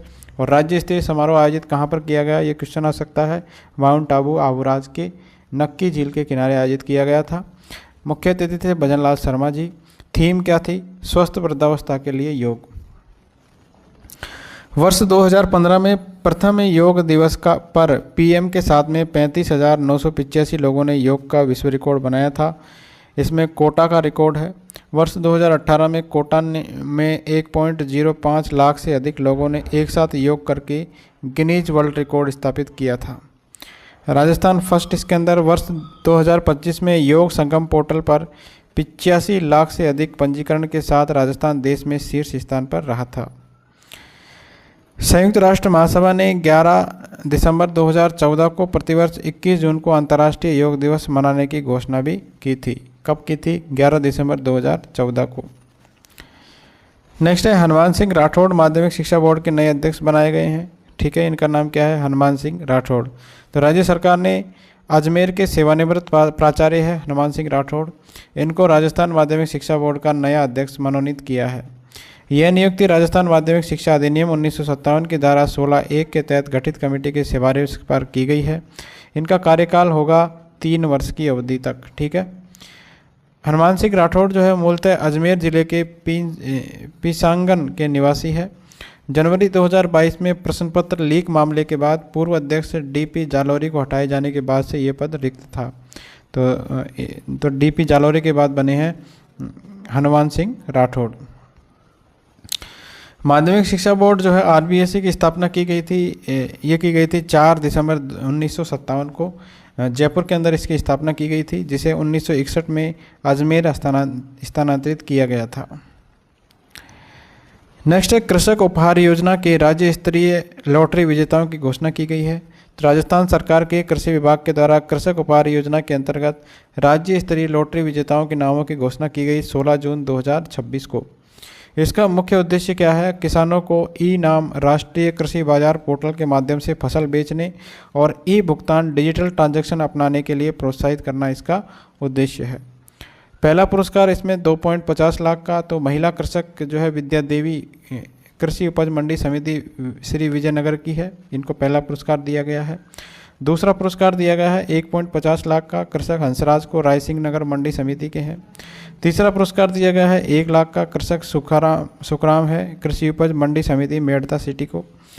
राष्ट्रीय कृषि बाजार ई नाम एक Akhil Bharatiya electronic trading portal है, जिसे 14 अप्रैल 2016 को लॉन्च किया गया था। ठीक है, ई नाम कब लॉन्च किया गया था, 14 अप्रैल 2016 को। नेक्स्ट है औद्योगिक पार्क प्रोत्साहन नीति 2026 के बारे में। तो मुख्यमंत्री जी ने 18 मार्च 2026 को नीति का अनावरण किया था। रीको ने 1 जून 2026 से निजी डेवलपर्स के माध्यम से औद्योगिक पार्क विकसित करने के लिए आवेदन आमंत्रित किए हैं।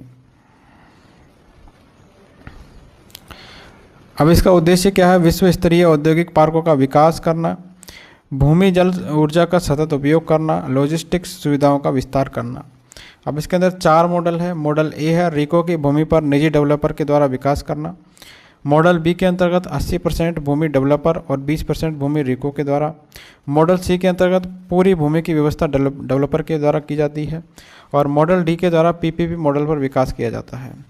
निजी औद्योगिक पार्क के लिए न्यूनतम 50 एकड़ की भूमि होनी चाहिए और कम से कम 10 औद्योगिक इकाइयाँ आवश्यक रहेगी। ठीक है, तो आपको अगर प्राइवेट औद्योगिक पार्क लगाना है तो इसके लिए 10 औद्योगिक इकाइयाँ होनी चाहिए और 50 एकड़ की भूमि मिनिमम होनी चाहिए। मॉडल ए के तहत लगभग 374 हेक्टेयर और मॉडल डी के तहत 271 हेक्टेयर भूमि पर पार्क विकसित होंगे। इनमें बालोतरा, धौलपुर, चित्तौड़गढ़, भीलवाड़ा, बूंदी, डीडवाना, कुचामन, दौसा और अजमेर के चिन्हित क्षेत्र इसके अंदर शामिल है।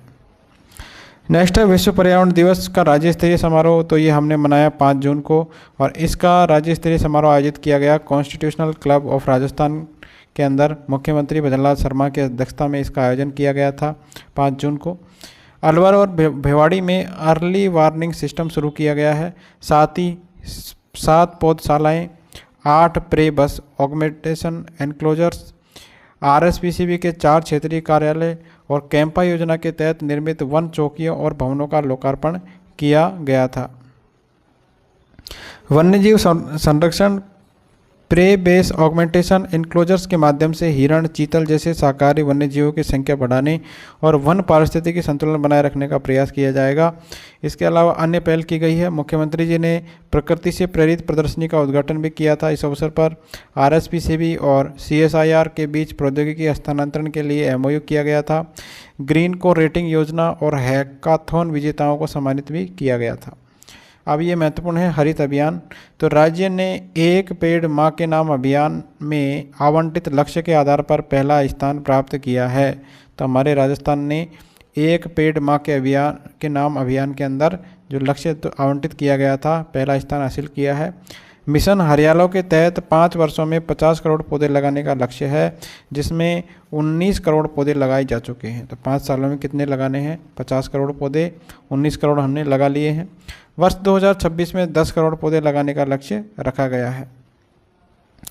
वंदे गंगा जल संरक्षण जन अभियान में लगभग 4 करोड़ नागरिकों ने योगदान दिया है। राज्य में नमो नर्सरी, नमो वन, ऑक्सीजोन, गोवर्धन, बायोगैस संयंत्र, वेस्ट वाटर ट्रीटमेंट प्लांट और जयपुर में वायु गुणवत्ता पूर्वानुमान प्रणाली जैसी पहले संचालित की जा रही है। नेक्स्ट है MNIT जयपुर में क्वांटम और AI लैब की घोषणा की गई है। तो केंद्रीय मंत्री है अश्विनी वैष्णव जी। इन्होंने 11 जून 2026 को मालवीय राष्ट्रीय प्रौद्योगिकी संस्थान MNIT जयपुर के अंदर एडवांस क्वांटम कंप्यूटिंग और क्वांटम कम्युनिकेशन लैब तथा AI लैब स्थापित करने की घोषणा की है। ठीक है, तो MNIT जयपुर के अंदर जो है बनेगी क्वांटम और AI लैब। क्वांटम लैब के अंदर देखिए क्वांटम की distribution, QKD, quantum computing simulation, quantum sensing और पोस्ट क्वांटम क्रिप्टोग्राफी अनुसंधान पर यह केंद्रित रहेगी। AI लैब, तो इसमें उन्नत कंप्यूटिंग और शोध सुविधाएं विकसित की जाएगी और इसे इंडिया AI मिशन नेटवर्क से जोड़ा जाएगा। ठीक है, AI लैब के अंदर इसको किससे जोड़ा जाएगा? इंडिया AI मिशन नेटवर्क से। सेमीवर्स प्लेटफॉर्म, तो छात्रों को लेम रिसर्च के डिजिटल ट्विन आधारित सेमीवर्स प्लेटफॉर्म पर 3D चिप संरचना, चिप निर्माण प्रक्रिया, वर्चुअल सिमुलेशन का ट्रेनिंग मिलेगी। मेकर्स लैब संस्थान में मेकर्स लैब का उद्घाटन भी किया गया है, जहां सेंसर, एम्बेडेड सिस्टम, इलेक्ट्रॉनिक्स और कंप्यूटिंग का व्यवहारिक ट्रेनिंग दी जाएगी। तो ये ध्यान रखिए, MNIT जयपुर के अंदर की जाएगी ये सारी चीज़ें, और इसमें घोषणा की है हमारे केंद्रीय मंत्री है अश्विनी वैष्णव ने। नेक्स्ट है रामगढ़ जैसलमेर के अंदर 20 किलोवाट FM ट्रांसमीटर शुरू किया गया है।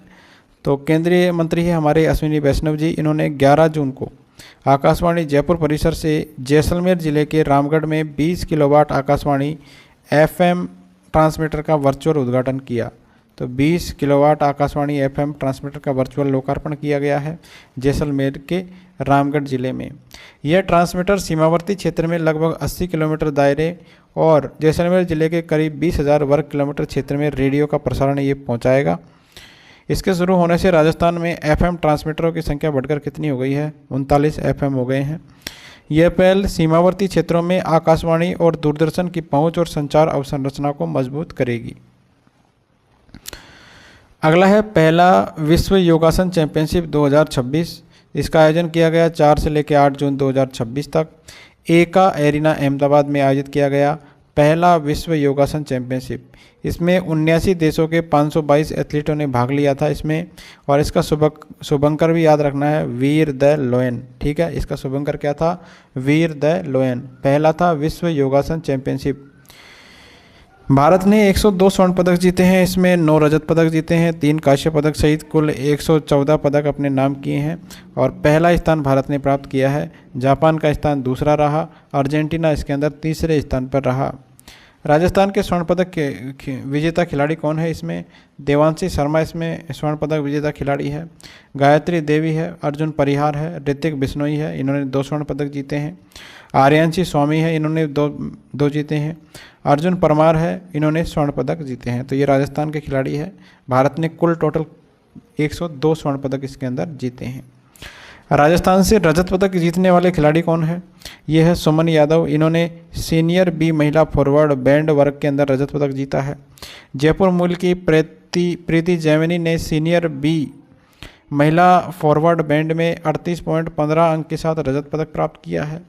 राजस्थान पुलिस की कांस्टेबल और पूर्व पहलवान है देवांशी शर्मा। इन्होंने senior B hand balance individual वर्ग के अंदर स्वर्ण पदक जीता है। नेक्स्ट है हरियालो राजस्थान एवं एक पेड़ माँ के नाम अभियान शुरू किया गया है। तो इसका शुभारंभ किया 5 जून 2026 को भजन लाल जी ने, और इस दिन रहता है हमारा विश्व पर्यावरण दिवस। जयपुर के झालाना स्थित विश्व वानिकी वृक्ष उद्यान में बरगद का पौधा लगाकर दोनों अभियानों का शुभारंभ किया है। तो ध्यान रखिए, 2 अभियान है, एक तो है हरियालो राजस्थान अभियान और एक है एक पेड़ माँ के नाम अभियान। दोनों का शुभारंभ किया है, और कहाँ से किया है ये? विश्व वानिकी वृक्ष उद्यान में बरगद का पौधा लगाकर शुभारंभ किया है।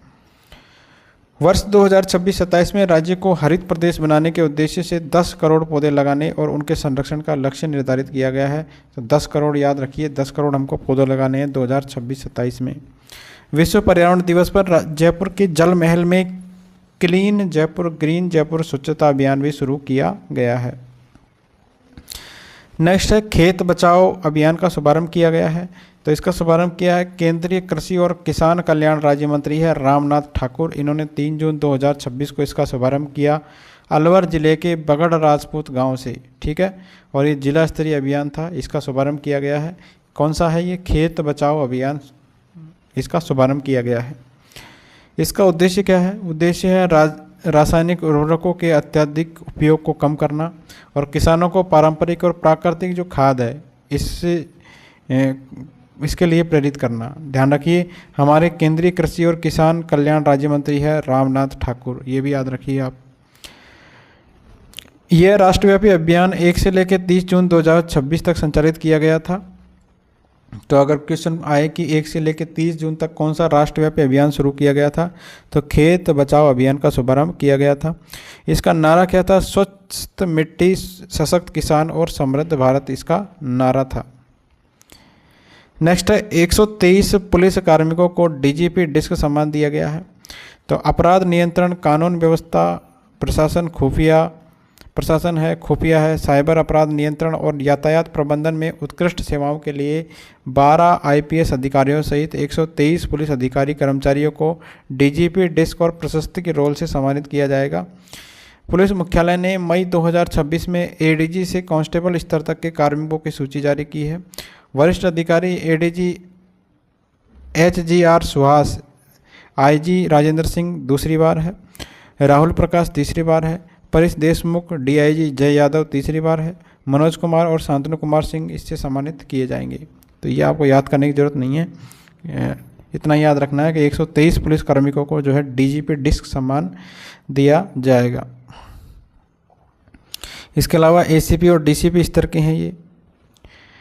नेक्स्ट है 75वीं सीनियर राज्य तैराकी चैंपियनशिप के बारे में। तो इसका आयोजन किया गया था 31 मई से लेकर 3 जून 2026 तक तरणताल सवाई मानसिंह स्टेडियम जयपुर के अंदर। ये था 75वीं सीनियर राज्य तैराकी चैंपियनशिप।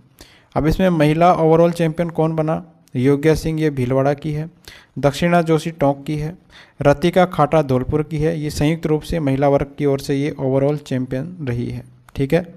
इन खिलाड़ियों के नाम याद रखिए, इनका जिला याद रखिए। योग्या सिंह है भीलवाड़ा की, दक्षिणा जोशी है टोंक की, रतिका खाटा है ये धौलपुर की, और इन्होंने संयुक्त रूप से महिला वर्ग की ओवरऑल चैंपियन ये बनी है। पुरुष ओवरऑल चैंपियन की बात करें तो भीलवाड़ा के हैं मोहम्मद अनस। इन्होंने पुरुष वर्ग के अंदर टॉप स्थान प्राप्त किया है। चारों ओवरऑल विजेताओं ने 4-4 स्वर्ण पदक जीते हैं और 1-1 रजत पदक जीतकर 23-23 अंक अर्जित किए हैं। योग्या सिंह ने बैक स्ट्रोक और फ्री स्टाइल, दक्षिणा जोशी ने बटरफ्लाई और बैक स्ट्रोक, रतिका खाटा ने फ्री स्टाइल और इंडिविजुअल मेडले, और मोहम्मद अनस ने फ्री स्टाइल, बैक स्ट्रोक और बेस्ट स्ट्रोक स्पर्धाओं के अंदर स्वर्ण पदक जीते हैं। नेक्स्ट है प्रथम राज्य सीनियर महिला फुटबॉल लीग। तो जिंक फुटबॉल एकेडमी इसके अंदर विजेता रही है। इसका आयोजन किया गया था 19 मई से लेकर 6 जून 2026 तक जयपुर के अंदर। कौन सी प्रतियोगिता है? ये है Rajasthan football association division football league, ठीक है। इसकी विजेता टीम कौन रही? Zinc football academy. इन्होंने 8 मैचों में से 7 जीत के साथ 21 अंक अर्जित करके खिताब जीता है। अंतिम लीग मैच में उसने रियल जयपुर एफसी को 8-0 से हराया है। ठीक है, 8-0 से हराया है अंतिम लीग मैच में। उपविजेता कौन रही इसके अंदर? मगन सिंह राजवी फुटबॉल एकेडमी 19 अंकों के साथ में दूसरे स्थान पर रही है। जिंक की जो है डांगी मरांडी ये सर्वश्रेष्ठ स्कोरर, 7 गोल किए इसने। और मंजू को इमर्जिंग प्लेयर, तमन्ना को सर्वश्रेष्ठ डिफेंडर, हंसा को सर्वश्रेष्ठ मिडफील्डर और सोनम घोष को सर्वश्रेष्ठ गोलकीपर इसके अंदर चुना गया है। तो ये याद रखना है। पहली थी ये राज्य सीनियर महिला फुटबॉल लीग और इसके अंदर जिंक फुटबॉल एकेडमी विजेता रही है। उपविजेता कौन रही? मगन सिंह राजवी फुटबॉल एकेडमी। ठीक है, तो इनमें ध्यान रखना है। इसके अलावा डांगी मरांडी है, इसने 7 गोल किए हैं, ये फुटबॉल की प्लेयर है। नेक्स्ट है मानव सुतार का शानदार टेस्ट पदार्पण। तो ये महत्वपूर्ण है। मानव सुतार श्रीगंगानगर के बाएं हाथ के स्पिनर है मानव सुतार। इन्होंने अफगानिस्तान के खिलाफ अपने डेब्यू टेस्ट में कुल 7 विकेट लिए और प्लेयर ऑफ द मैच बने हैं मानव सुतार। पहली पारी में उन्होंने 22 ओवर में 33 रन देकर 6 विकेट और दूसरी पारी में 1 विकेट लिया था। ये किसी भारतीय गेंदबाज का डेब्यू टेस्ट में दूसरा सर्वश्रेष्ठ प्रदर्शन रहा है। इस सूची में नरेंद्र हिरवानी 8 विकेट के साथ पहले स्थान पर है, शीर्ष पर है। न्यू चंडीगढ़ के महाराजा यादवेंद्र सिंह स्टेडियम में भारत ने अफगानिस्तान को पहली पारी और 300 रन से हराया है। ठीक है, मानव सुतार जो है टेस्ट क्रिकेट खेलने वाले राजस्थान के 5वें खिलाड़ी बने हैं। उन्हें 6 जून 2026 को कुलदीप यादव ने डेब्यू कैप प्रदान की है। मानव सुतार का नाम याद रखिए। कहाँ से संबंध है इनका? श्रीगंगानगर के हैं, बाएं हाथ के स्पिनर। नेक्स्ट है राज्यसभा निर्वाचन 2026। तो पूनिया, अलका गुजर और नीरज डांगी निर्विरोध निर्वाचित हुए हैं। तो ये निर्वाचन हुआ था राजस्थान की राज्यसभा की 3 सीटों पर। द्विवार्षिक निर्वाचन में केवल 3 उम्मीदवारों ने नामांकन किया था। नाम वापसी की समय सीमा समाप्त होने पर 11 जून 2026 को तीनों को निर्विरोध निर्वाचित घोषित किया गया है। तो ये कौन कौन विजेता है? भाजपा से हैं डॉक्टर सतीश पूनिया, डॉक्टर अलका गुजर और कांग्रेस से है नीरज डांगी। ये निर्वाचित हुए हैं राज्यसभा के सदस्य। ये सीटें भाजपा के राजेंद्र गहलोत, रवनीत सिंह बिट्टू और कांग्रेस के नीरज डांगी का कार्यकाल 21 जून 2026 को पूरा होने के कारण ये रिक्त हो गई थी। नवनिर्वाचित जो 3 सदस्य हैं इनका कार्यकाल जून 2032 तक रहेगा। राजस्थान में जो है राज्यसभा के अंदर बात करें तो कुल 10 सीटें हैं, जिनमें भाजपा और कांग्रेस के 5-5 सदस्य हैं अभी वर्तमान में। अब 5 सदस्य बीजेपी के हैं और 5 हैं कांग्रेस के। तो बीजेपी के कौन कौन हैं? मदन राठौड़, घनश्याम तिवाड़ी, चुन्नीलाल गरासिया, डॉक्टर सतीश पूनिया और अलका गुजर, ये 5 हैं। और इसके अलावा कांग्रेस के हैं सोनिया गांधी, मुकुल वासनिक, रणदीप सिंह सुरजेवाला, प्रमोद तिवारी और नीरज डांगी। ये 5 है राज्यसभा सदस्य। नेक्स्ट है आभा आईडी बनाने में राजस्थान देश में दूसरे स्थान पर आया है। ध्यान रखिए, आभा आईडी के मामले में राजस्थान का स्थान है दूसरा। Ayushman Bharat digital mission AVDM के तहत राजस्थान में 7.19 करोड़ से अधिक आभा आईडी बनाई जा चुकी है। कितनी आभा आईडी बन चुकी है? 7.19 करोड़ से अधिक आभा आईडी। इस उपलब्धि के साथ राजस्थान जो है देश में दूसरे स्थान पर रहा है। आभा का मतलब क्या होता है? आभा का मतलब है आयुष्मान भारत स्वास्थ्य खाता। ये 14 अंकों की विशिष्ट डिजिटल स्वास्थ्य पहचान है। ठीक है, आभा आईडी 14 अंकों की होती है, ये भी ध्यान रखिए। और हमने बना ली है 7.19 करोड़ से ज़्यादा आभा आईडी। राजस्थान का स्थान है दूसरा। देखो आभा आईडी के क्या क्या लाभ है। इसके माध्यम से नागरिक अपनी सहमति से लैब की रिपोर्ट, दवाइयों के पर्चे, उपचार विवरण और अन्य स्वास्थ्य रिकॉर्ड को डिजिटल रूप से जोड़, देख और साझा कर सकते हैं। इससे पुराने पर्चे और रिपोर्ट साथ में रखने की आवश्यकता कम होती है। डॉक्टरों को मरीज को की पूर्व चिकित्सा जानकारी के आधार पर बेहतर उपचार करने में सहायता मिलती है। स्वास्थ्य रिकॉर्ड पर नियंत्रण जो है मरीज का रहता है और उसकी सहमति के बिना रिकॉर्ड साझा नहीं किया जा सकता। नेक्स्ट है PM सूर्यघर योजना। राजस्थान को 6 राष्ट्रीय पुरस्कार मिले हैं इस योजना के तहत। तो प्रधानमंत्री सूर्यघर मुफ्त बिजली योजना में उत्कृष्ट प्रदर्शन के लिए राजस्थान को 4 श्रेणियों में कुल 6 राष्ट्रीय पुरस्कार मिले हैं।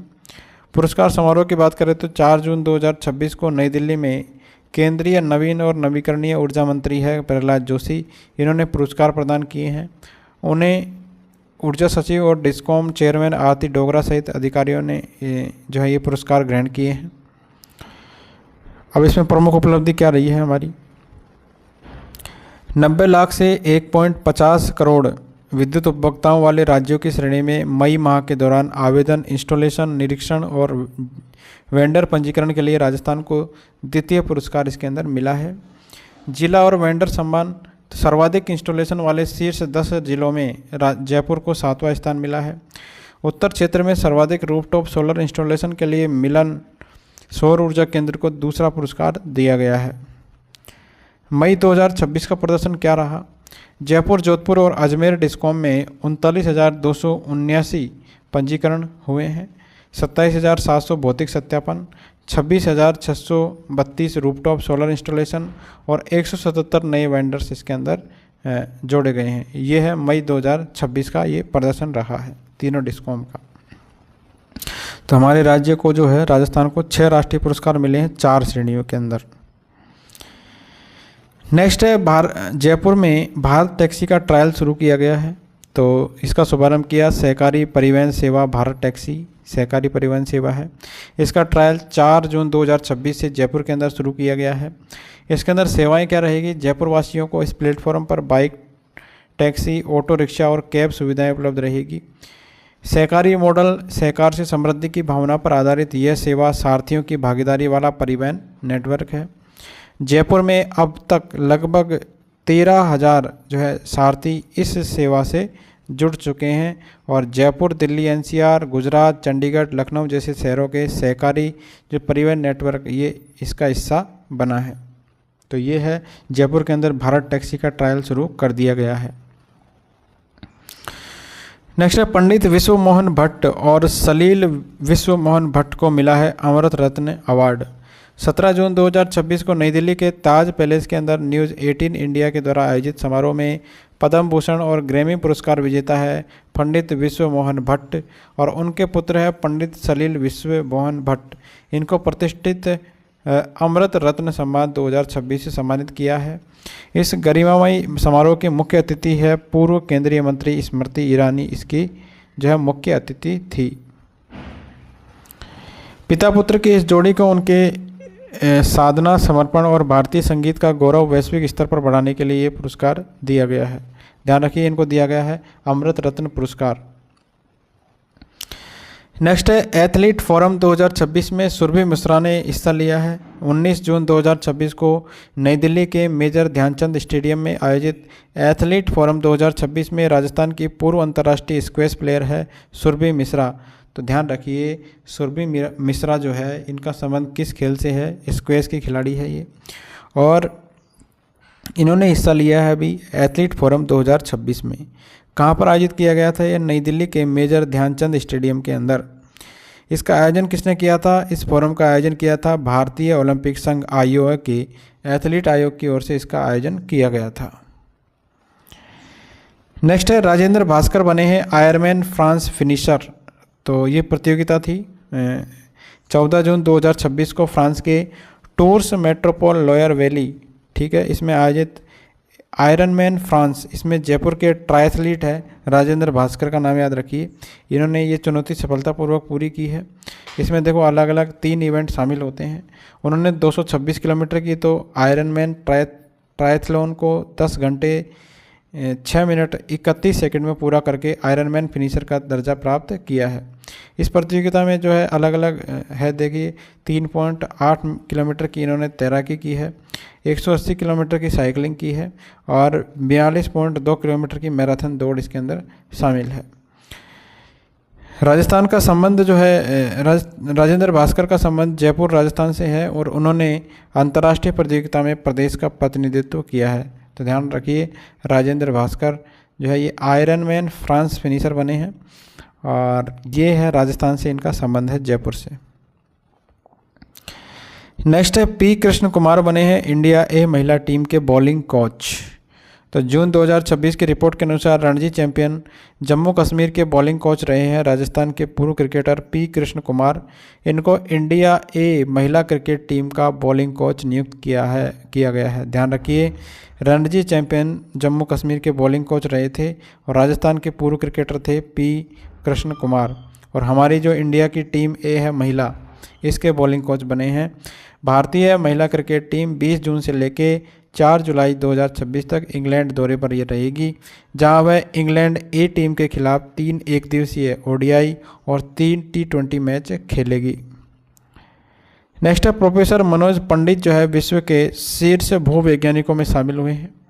जून 2026 में research.com के द्वारा जारी वैश्विक सूची के 2026 संस्करण में राजस्थान विश्वविद्यालय के पूर्व प्रोफेसर और महाराजा कॉलेज के पूर्व प्रिंसिपल प्रोफेसर मनोज के पंडित, इनको विश्व के शीर्ष भूवैज्ञानिकों में शामिल किया गया है। ठीक है, तो ये है राजस्थान विश्वविद्यालय के पूर्व प्रोफेसर और महाराजा कॉलेज के पूर्व प्रिंसिपल, इनका नाम है प्रोफेसर मनोज पंडित।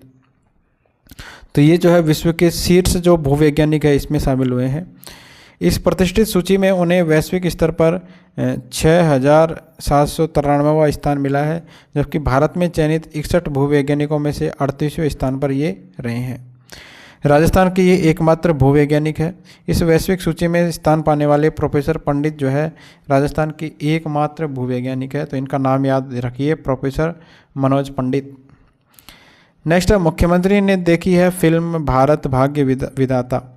22 जून 2026 को राजस्थान के मुख्यमंत्री भजनलाल शर्मा ने जयपुर के एंटरटेनमेंट पैराडाइज मिराज सिनेमा के अंदर विशेष स्क्रीनिंग के दौरान फिल्म देखी है भारत भाग्य विधाता।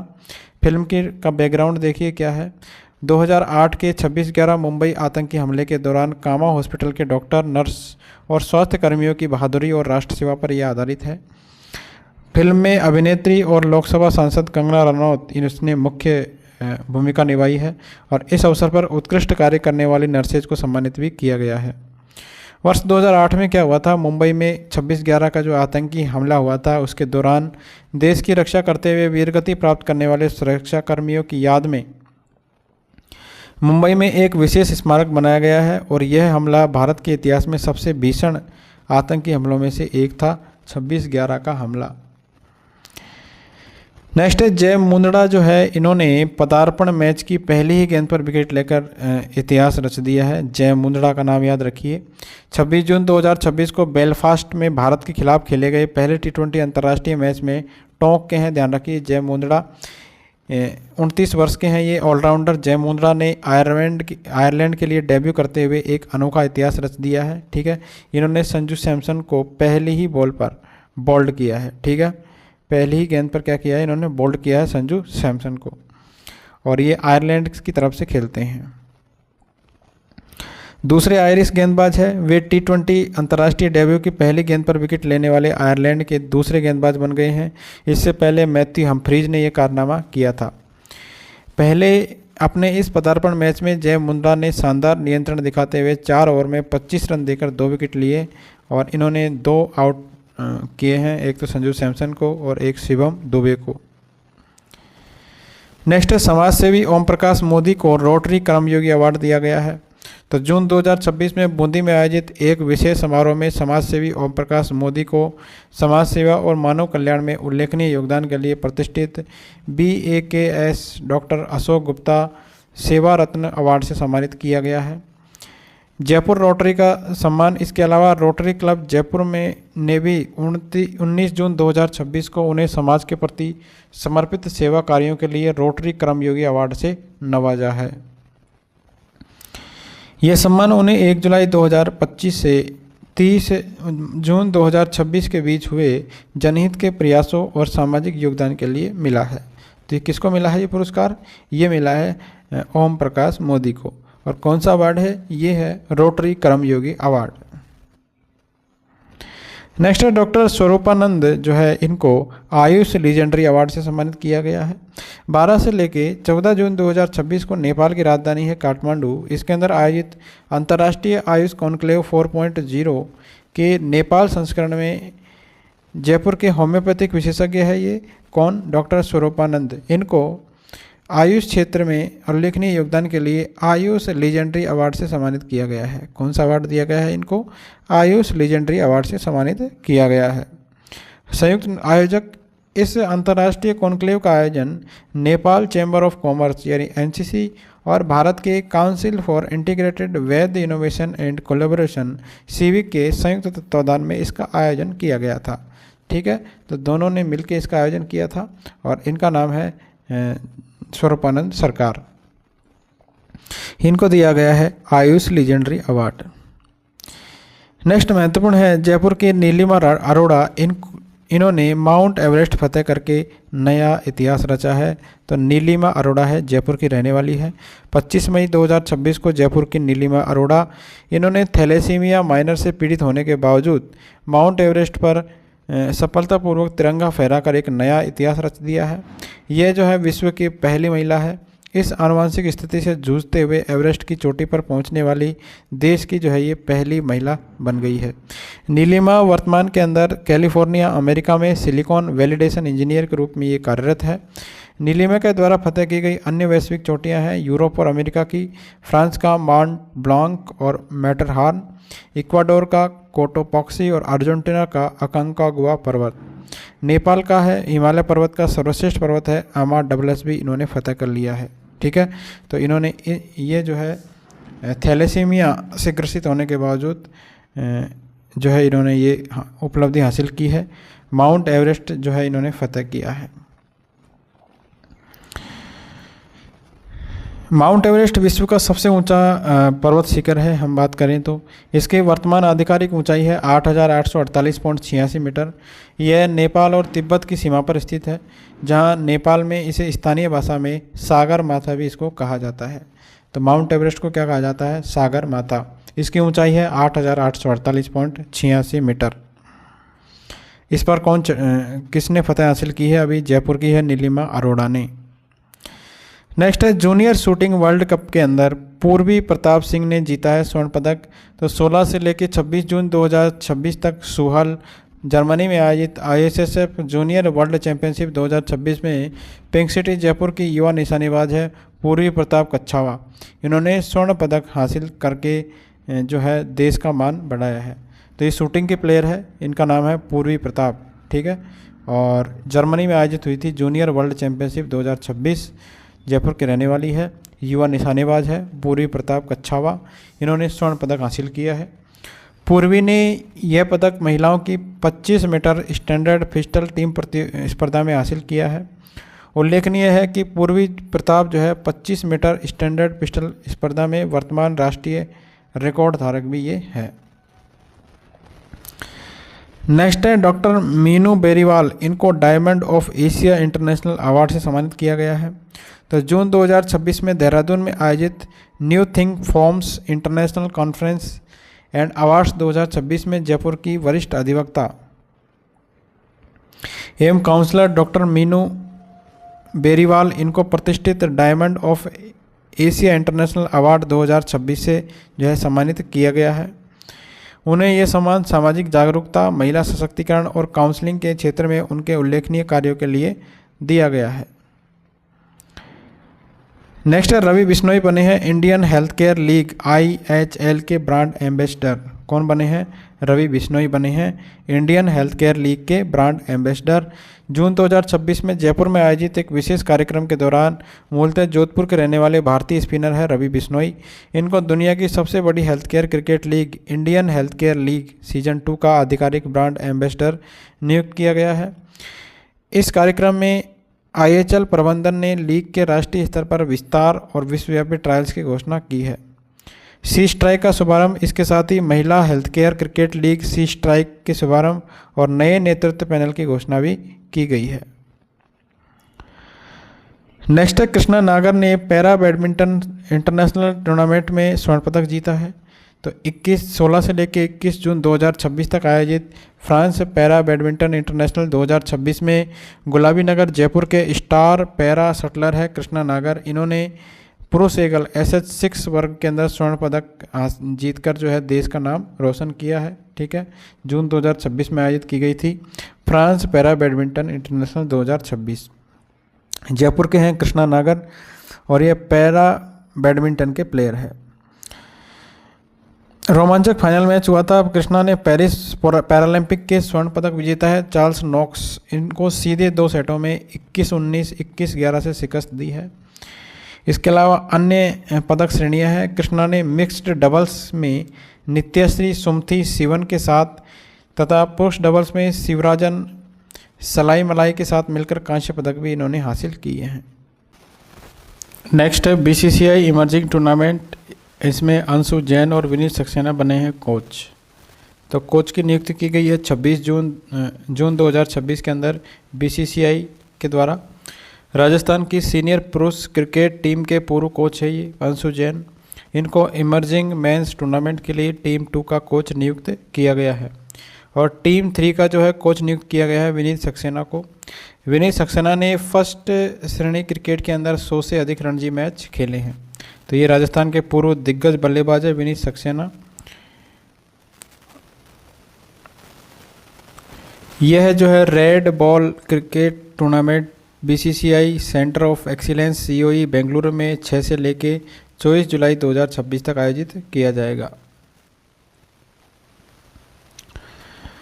टूर्नामेंट में खिलाड़ियों के प्रदर्शन के आधार पर श्रीलंका दौरे के लिए इमर्जिंग इंडिया टीम का चयन किया जाएगा। तो इसमें जो भी बढ़िया प्रदर्शन करेगा उसको श्रीलंका दौरे के लिए इमर्जिंग इंडिया टीम का चयन किया जाएगा।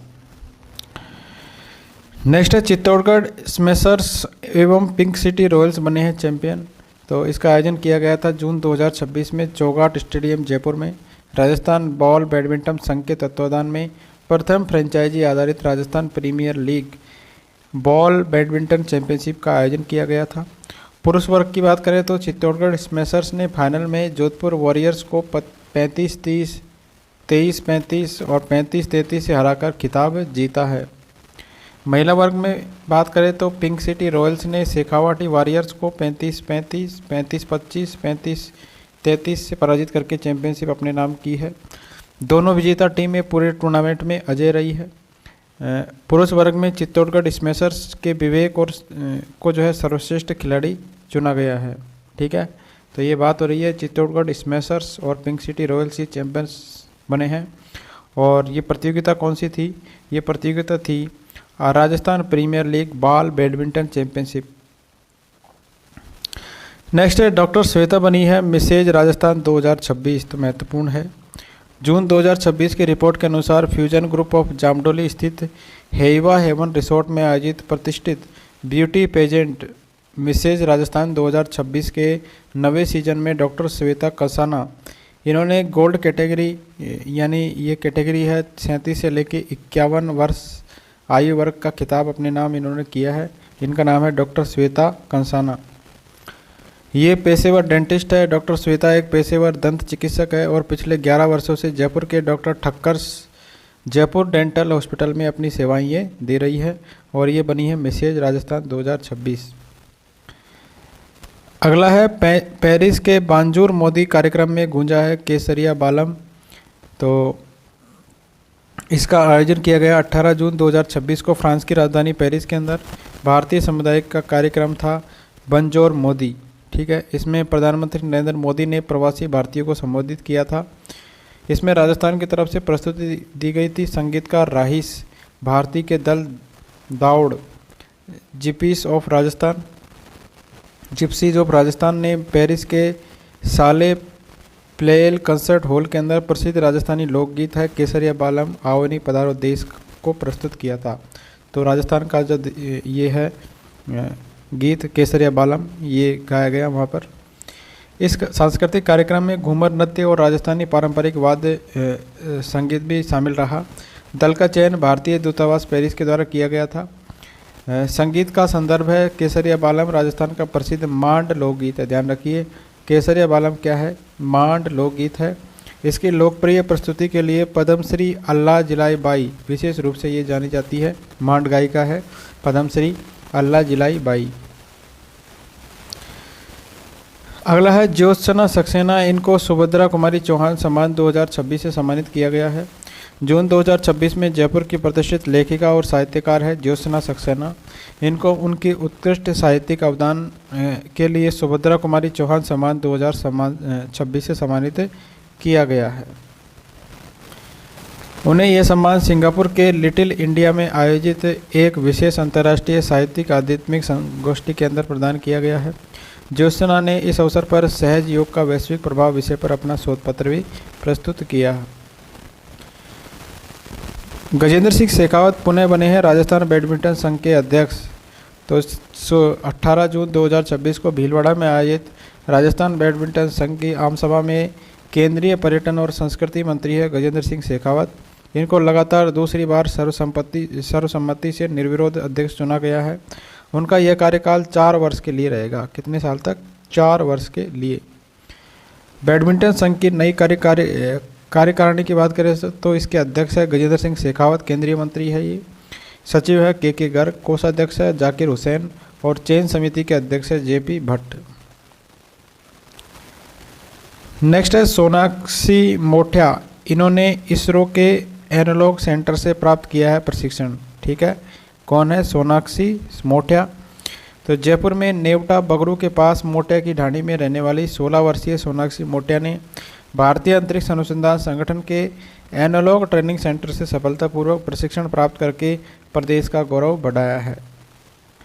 कुपोषण के खिलाफ जागरूकता के लिए डॉक्टर संदीप बख्शी सम्मानित हुए हैं।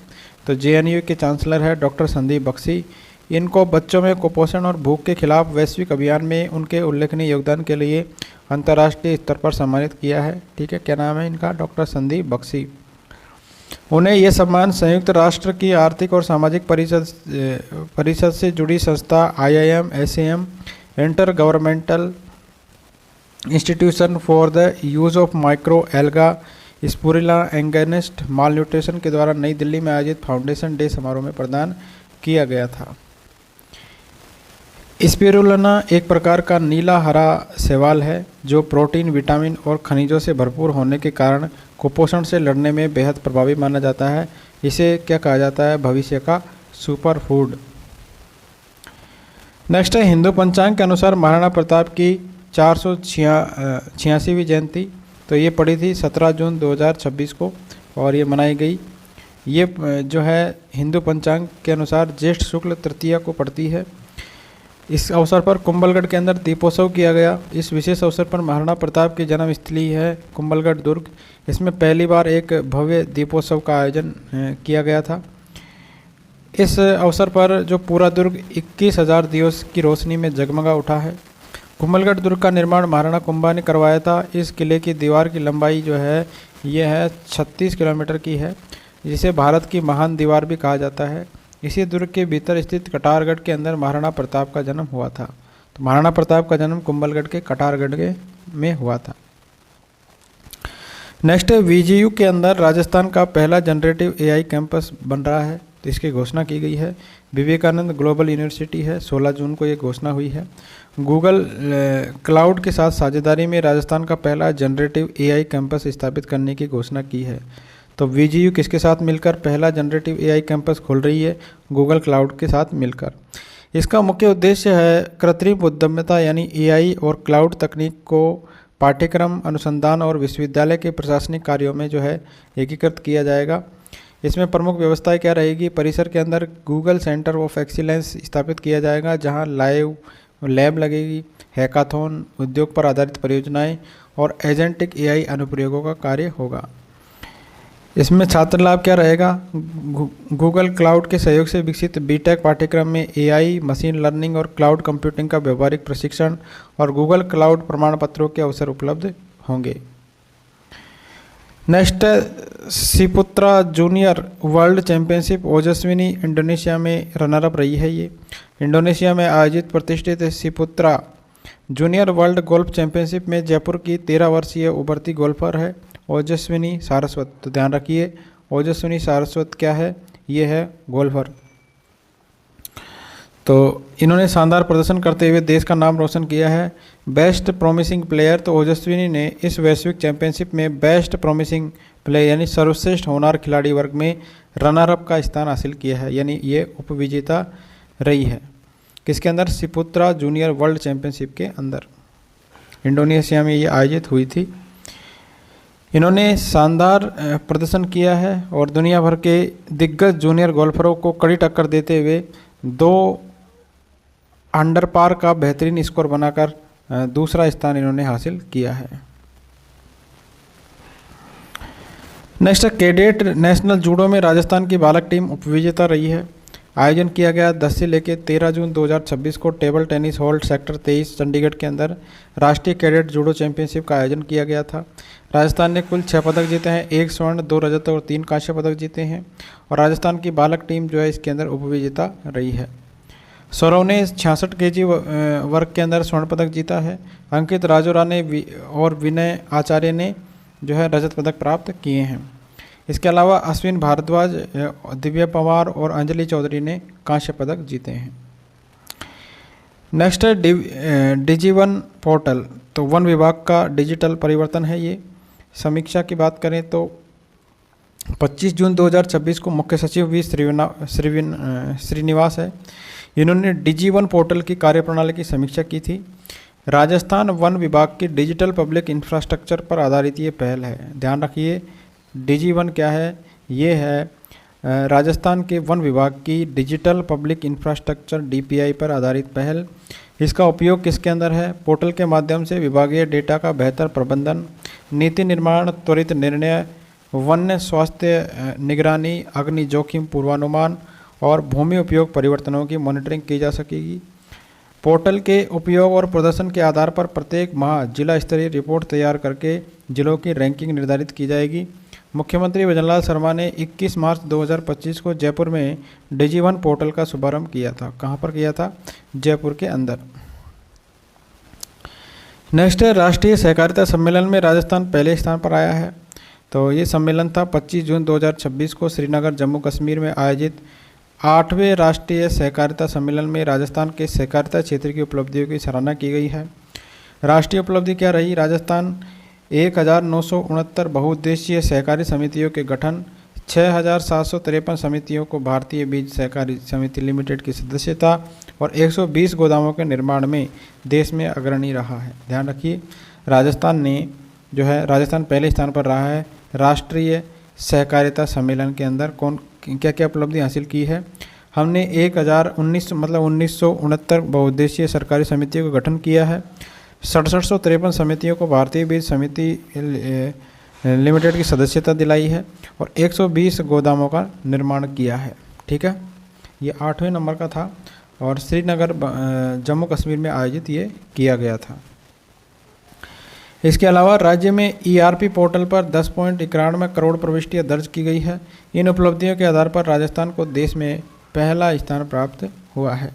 ठीक है, नेक्स्ट है सवाई माधोपुर में पीसीएमएस ऐप का शुभारंभ किया गया है। 25 जून 2026 को लोकसभा अध्यक्ष ओम बिरला जी इन्होंने सवाई माधोपुर में अभियोजन प्रकरण प्रबंधन प्रणाली पीसीएमएस डिजिटल प्लेटफॉर्म एवं ऐप का शुभारंभ किया था।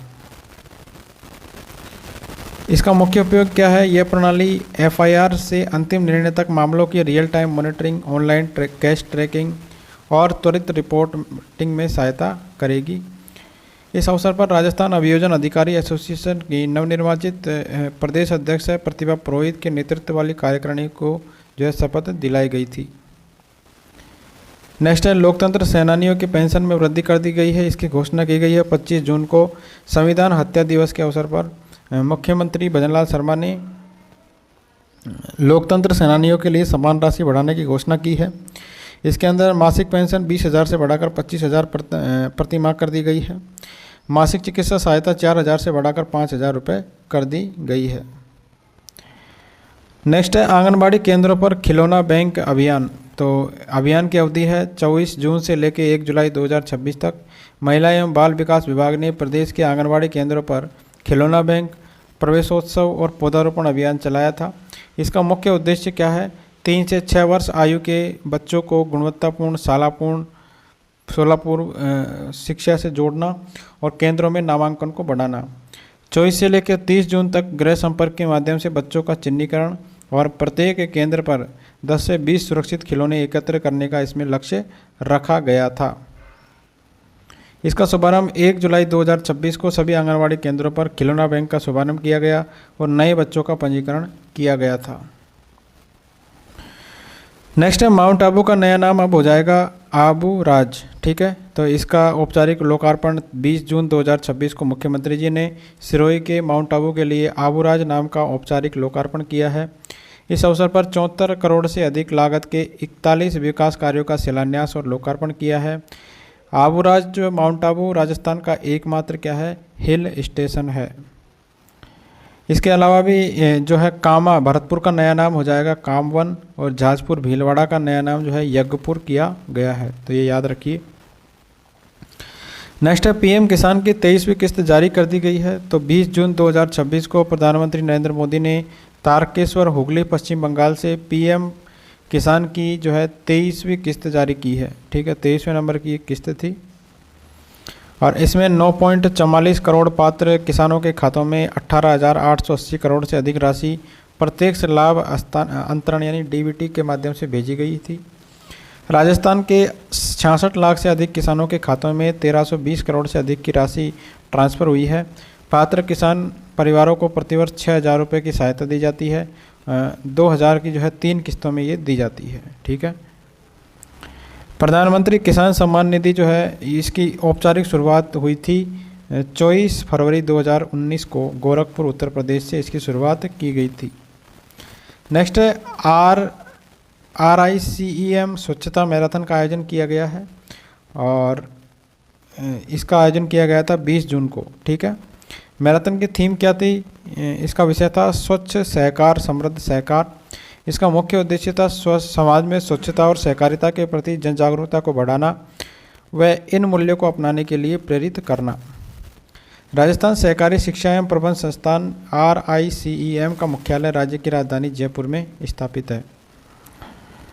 अगला है बीकानेर में सुपर 50 कार्यक्रम की घोषणा की गई है।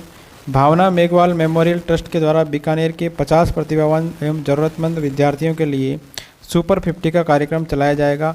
केंद्रीय विधि एवं न्याय मंत्री है अर्जुन राम मेघवाल जी।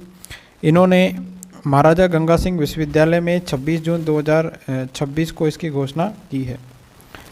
वित्तीय सहायता की बात करें तो ट्रस्ट के द्वारा प्रति विद्यार्थी 3 लाख का तथा कुल 1.5 करोड़ की वित्तीय सहायता पढ़ाई एवं तैयारी के लिए दी जाएगी। इसके तहत 10वीं और 12वीं पास चयनित युवाओं को नीट, UPSC आदि स्तरीय परीक्षाओं के लिए कोचिंग और मार्गदर्शन मिलेगा। बीकानेर में स्थित महाराजा गंगा सिंह विश्वविद्यालय MGSU की स्थापना वर्ष 2003 में की गई थी। नेक्स्ट है जयपुर में ONDC डिजी दुकान ऐप का शुभारंभ किया गया है।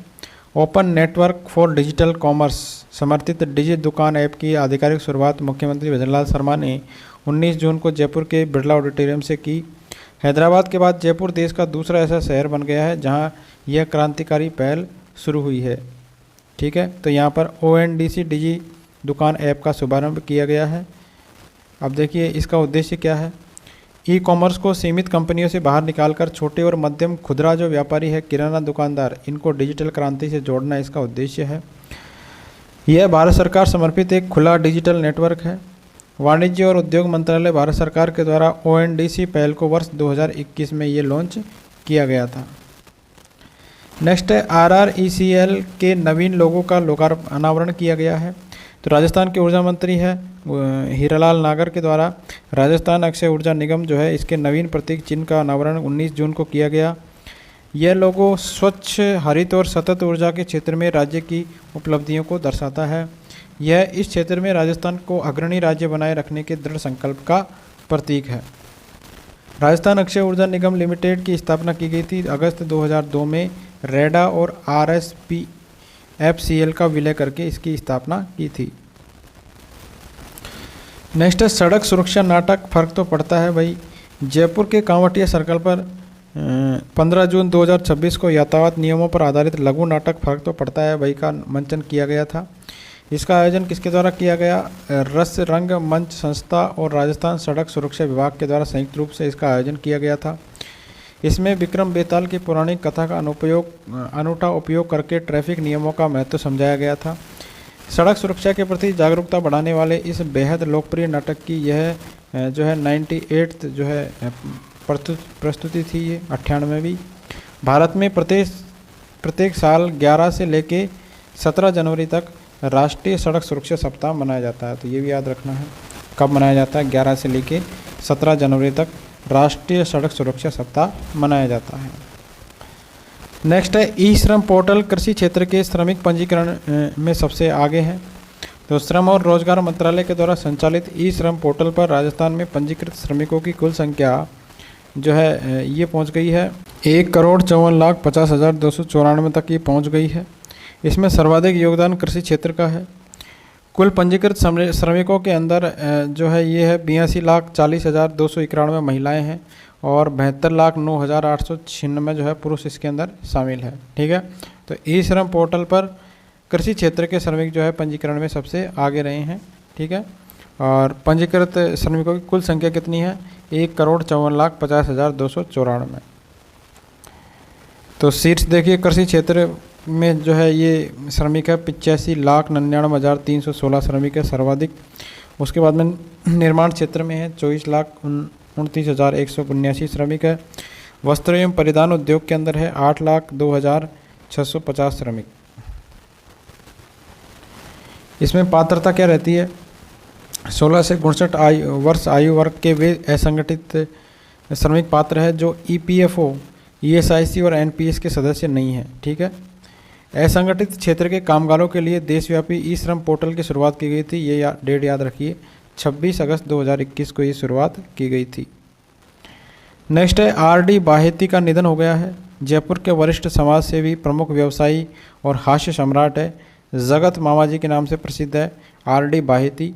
इनका 5 जून 2026 को 90 वर्ष की आयु में इनका निधन हो गया। उन्होंने 1970 में जयपुर के प्रथम हास्य क्लब की स्थापना की थी और योग के हास्यासन को लोकप्रिय बनाने में महत्वपूर्ण योगदान दिया था। अन्य भूमिकाएं क्या थी राजस्थान स्वास्थ्य योग परिषद, हास्यम संस्थान, आदित्य बिरला ट्रस्ट और अखिल भारतीय वैश्य महासभा से ये जुड़े रहे हैं। उन्होंने 1975 में उत्तर भारत के प्रथम सामूहिक विवाह का आयोजन भी इन्होंने करवाया था। नेक्स्ट है सलील भट्ट को अटल भारत गौरव सम्मान मिला है। तो विख्यात शास्त्रीय संगीतकार और सात्विक वीणा के रचयिता तंत्री सम्राट है पंडित सलील विश्व मोहन भट्ट। इनको अटल भारत गौरव सम्मान से नवाजा गया है। ये सम्मान 6 जून 2026 को होटल हॉलिडे इन नई दिल्ली में अवार्ड्स ट्रस्ट ऑफ इंडिया के द्वारा प्रदान किया गया है। सम्मान किसने प्रदान किया है भारतीय थल सेना के कर्नल गुरिंदर पाल सिंह ने ये प्रदान किया है। न्याय एवं मानवाधिकार आयोग के कोऑर्डिनेटर डॉक्टर प्रदीप जगताप और स्किल अप नेशन के संस्थापक विंग कमांडर RD देशपांडे ने ये सम्मान प्रदान किया है। नेक्स्ट है प्रथम राज्य स्तरीय सीनियर पैरा कबड्डी चैंपियनशिप। इसका आयोजन किया गया 4 से लेकर 6 जून 2026 तक LP international sports academy Bharatpur में para amateur kabaddi association of Rajasthan के द्वारा प्रतियोगिता आयोजित की गई थी जिसमें 10 टीमों ने भाग लिया था। पुरुष वर्ग की बात करें तो अजमेर विजेता रहा, भरतपुर उप विजेता रहा और जयपुर इसके अंदर तीसरे स्थान पर रहा था। महिला वर्ग की बात करें तो जयपुर ने इसमें खिताब जीता है। राष्ट्रीय पैरा कबड्डी प्रतियोगिता का आयोजन जुलाई 2026 के पहले सप्ताह में जयपुर में ये प्रस्तावित है। नेक्स्ट है ग्रुप कैप्टन जो है अनिमेश पाटनी, इनको वीर चक्र से सम्मानित किया गया है। 12 जिले के कुंजेड़ गांव निवासी है ग्रुप कैप्टन अनिमेश पाटनी को 8 जून 2026 को राष्ट्रपति भवन नई दिल्ली में राष्ट्रपति जी ने वीर चक्र से इनको सम्मानित किया है। 12 जिले के हैं, ध्यान रखिए अनिमेश पाटनी जी। इनका योगदान क्या रहा ऑपरेशन सिंदूर के दौरान उन्होंने एक रणनीतिक सतह से वायु मिसाइल SAM स्क्वाड्रन का नेतृत्व किया था। उनकी यूनिट ने व्यापक क्षेत्र की निगरानी की थी, 2 फायरिंग यूनिटों के संचालन और अनेक हवाई लक्ष्यों तक कार्रवाई करते हुए विरोधी के स्ट्राइक मिशनों को विफल किया था। नेक्स्ट है पूनम बनी है मिस डेजर्ट राजस्थान 2026। तो मिस डेजर्ट राजस्थान 2026 कौन बनी है पूनम, और इसका आयोजन किया गया था राज अंगन रिसोर्ट के अंदर। ठीक है, पूनम कुमावत जो है इन्होंने मिस डेजर्ट राजस्थान 2026 का खिताब जीता है। स्वाति नायक इसके अंदर प्रथम रनर अप रही है, मुस्कान गर्ग द्वितीय रनर अप रही है और लविस्का जांगीर तीसरे स्थान पर रही है। तो पूनम कुमावत बनी है मिस डेजर्ट राजस्थान 2026। नेक्स्ट है राष्ट्रीय पैरा तैराकी। इसमें सिद्धांत कुमार ने 3 पदक जीते हैं।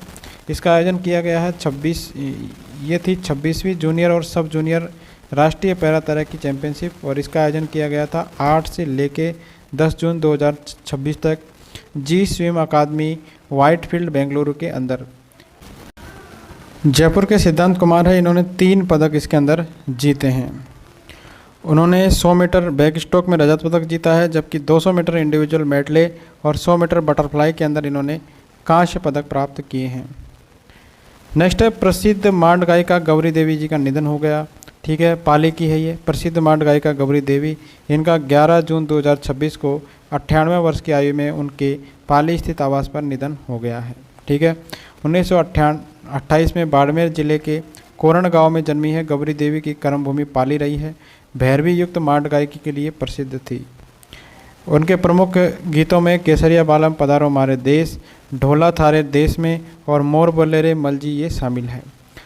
उन्हें जो है जवाहर कला केंद्र सम्मान, दूरदर्शन सम्मान और Veer Durgadas Rathore lifetime achievement award से सम्मानित किया गया है। नेक्स्ट है डॉक्टर जितेंद्र कुमार सोनी को प्रोफेसर विष्णुकांत शास्त्री पुरस्कार दिया गया है। तो वरिष्ठ IAS अधिकारी है और साहित्यकार है डॉक्टर जितेंद्र कुमार सैनी। इनको वर्ष 2024 का प्रोफेसर विष्णुकांत शास्त्री पुरस्कार प्रदान किया जाएगा। इनकी कृति देखिए क्या है, हिंदी यात्रा वृत्तांत ओकू हेपा। इसके लिए मध्य प्रदेश साहित्य अकादमी के द्वारा 1 लाख की पुरस्कार राशि से सम्मानित इनको किया जाएगा। इनका संबंध देखो राजस्थान से, तो हनुमानगढ़ के धन्नासर गांव के मूल निवासी है डॉक्टर सोनी। वर्तमान में राजस्थान के मुख्यमंत्री के सचिव है और सूचना और जनसंपर्क विभाग के शासन सचिव है। इसके अलावा इनकी अन्य उपलब्धियां क्या रही, ओको हेपा को राजस्थान सरकार का हिंदी सेवा पुरस्कार भी इनको मिल चुका है। उनकी राजस्थानी कृतियों भरखमा और रणखार, इसको भी साहित्य अकादमी के प्रतिष्ठित सम्मान प्राप्त हुए हैं। नेक्स्ट है बारा पुलिस का ऑपरेशन वज्र प्रहार। तो ये अभियान है, बारा पुलिस ने मादक पदार्थ तस्करी पर प्रभावी नियंत्रण के लिए और नशा माफियाओं की आर्थिक जड़ों पर प्रहार करने के लिए ऑपरेशन वज्र प्रहार शुरू किया है। और इसका मुख्य लक्ष्य देखिए, तस्करों के द्वारा अवैध कमाई से अर्जित चल अचल संपत्तियों को चिन्हित करके जब्त करना इसका उद्देश्य है। कार्रवाई क्या की गई है, सारतल थाना क्षेत्र के डोकरी खो निवासी कुख्यात ड्रग तस्कर बीरमचंद लोधा और उनके परिवार की 3.92 करोड़ से अधिक की अवैध चल संपत्ति अस्थायी रूप से फ्रीज कर दी गई है। बीरमचंद लोधा के विरुद्ध NDPS एक्ट के तहत 3 गंभीर प्रकरण दर्ज है। ठीक है, तो 12 में शुरू किया गया है ऑपरेशन वज्र प्रहार बारा पुलिस के द्वारा। नेक्स्ट है ऑपरेशन जमुहार, 90 kg अफीम बरामद की गई है। ये अभियान किसका है, Rajasthan anti narcotics task force ने मादक पदार्थ तस्करी के विरुद्ध अंतर्राष्ट्रीय महाअभियान ऑपरेशन जमुहार चलाया है। और जून 2026 में इन्होंने 90 kg अफीम बरामद की है। मणिपुर से राजस्थान लाई जा रही थी ये, और इसका अनुमानित जो है लागत है 4.50 करोड़। अभियान का नेतृत्व राजीव कुमार शर्मा ने किया था, जबकि धरपकड़ की जो कार्रवाई थी कमान हनुमानगढ़ टीम प्रभारी महिला इंस्पेक्टर करणजीत कौर के पास रही है। जमुहार नाम जो है जम्मू, मणिपुर, उत्तर प्रदेश, हरियाणा और राजस्थान राज्यों के शुरुआती अक्षरों से बनाया गया है और यह नेटवर्क इन 5 राज्यों तक फैला हुआ था। नेक्स्ट है जयपुर नगर निगम का अमृत सेवा अभियान। तो जयपुर नगर निगम के द्वारा 25 जून 2026 को भीषण गर्मी में आमजन को राहत देने के लिए अमृत सेवा अभियान चलाया गया था। इसका उद्देश्य क्या है, सेवा और जनकल्याण की भावनाओं को सुदृढ़ करते हुए राहगीरों और ज़रूरतमंदों को गर्मी से राहत पहुंचाना इसका उद्देश्य था। मुख्य कार्य देखिए, सामाजिक संस्थाओं, व्यापारिक प्रतिष्ठानों और स्वयंसेवी संगठनों के सहयोग से शहर में सेवा शिविर लगाए गए, जहां शीतल पेयजल, शरबत, जूस, छाछ और फलाहार वितरित इसके अंदर किया गया था। अब करंट अफेयर्स वन लाइन देख लेते हैं। राष्ट्रीय पल्स पोलियो अभियान के तहत 28 से 30 जून 2026 को राज्य के कितने बच्चों को पल्स पोलियो की खुराक पिलाई जाएगी, तो ये पिलाई जाएगी 1.04 करोड़ से अधिक बच्चों को। अंतर्राष्ट्रीय योग दिवस पर 21 जून 2026 को आरोग्य महोत्सव 2026 का आयोजन कहाँ पर किया गया था, तो बिड़ला सभागार जयपुर के अंदर इसका आयोजन किया गया था। विधानसभा अध्यक्ष वासुदेव देवनानी ने 21 चिकित्सालय में अत्याधुनिक रोबोटिक सर्जरी विभाग का शुभारंभ 16 जून 2026 को किया था। तो जवाहरलाल नेहरू चिकित्सालय अजमेर के अंदर किया था। ई गवर्नेंस पर राष्ट्रीय सम्मेलन NCEG का कौन सा संस्करण 1 से 2 जुलाई 2026 को जयपुर के RIC में आयोजित किया जाएगा? तो ये 29वां संस्करण आयोजित किया जाएगा। नेक्स्ट है, विकसित भारत गारंटी फॉर रोजगार एंड आजीविका मिशन ग्रामीण अभियान पूरे देश में कब से कब लागू होने जा रहा है? कब से लागू होने जा रहा है? तो 1 जुलाई 2026 से लागू होने जा रहा है विकसित भारत गारंटी फॉर रोजगार एंड आजीविका मिशन। नेक्स्ट है, राज्यपाल हरिभाऊ बागड़े ने किस मूर्तिकार की पहल पर वीर शिरोमणि महाराणा प्रताप के द्वारा हल्दीघाटी युद्ध विजय के 450 वर्ष पूर्ण होने के आलोक में आयोजित शिल्प प्रदर्शनी का शुभारंभ 14 जून को किया? तो महावीर भारती, ठीक है, ये मूर्तिकार है, इनका नाम है महावीर भारती। नेक्स्ट है, आइडियल पब्लिक एजुकेशन सोसाइटी के द्वारा औषधीय पौधों में नवीन प्रगतियां विषय पर एक महत्वपूर्ण 2 दिवसीय राष्ट्रीय सम्मेलन जून 2026 में कहाँ आयोजित किया गया था? तो केशव राय पाटन बूंदी के अंदर ये आयोजित किया गया था। राजस्थान फाउंडेशन ने अमेरिका में किस चैप्टर की शुरुआत की है? तो न्यूयॉर्क चैप्टर की शुरुआत की है अमेरिका के अंदर। हिंदुस्तान बुक ऑफ रिकॉर्ड्स की ओर से आयोजित हीरोज ऑफ इंडिया अवार्ड 2026 समारोह में किसे iconic artist of the year सम्मान से नवाजा गया था? तो ये गायिका अनीसा काबरा को जो है iconic artist of the year सम्मान से नवाजा गया है। नेक्स्ट है, देहरादून की दून यूनिवर्सिटी में 17 से 19 जून को आयोजित राष्ट्रीय युवा संसद 2026 में जयपुर की किस छात्रा ने राजस्थान का प्रतिनिधित्व किया है? तो अंजुनी तिवाड़ी ने किया है राजस्थान का प्रतिनिधित्व।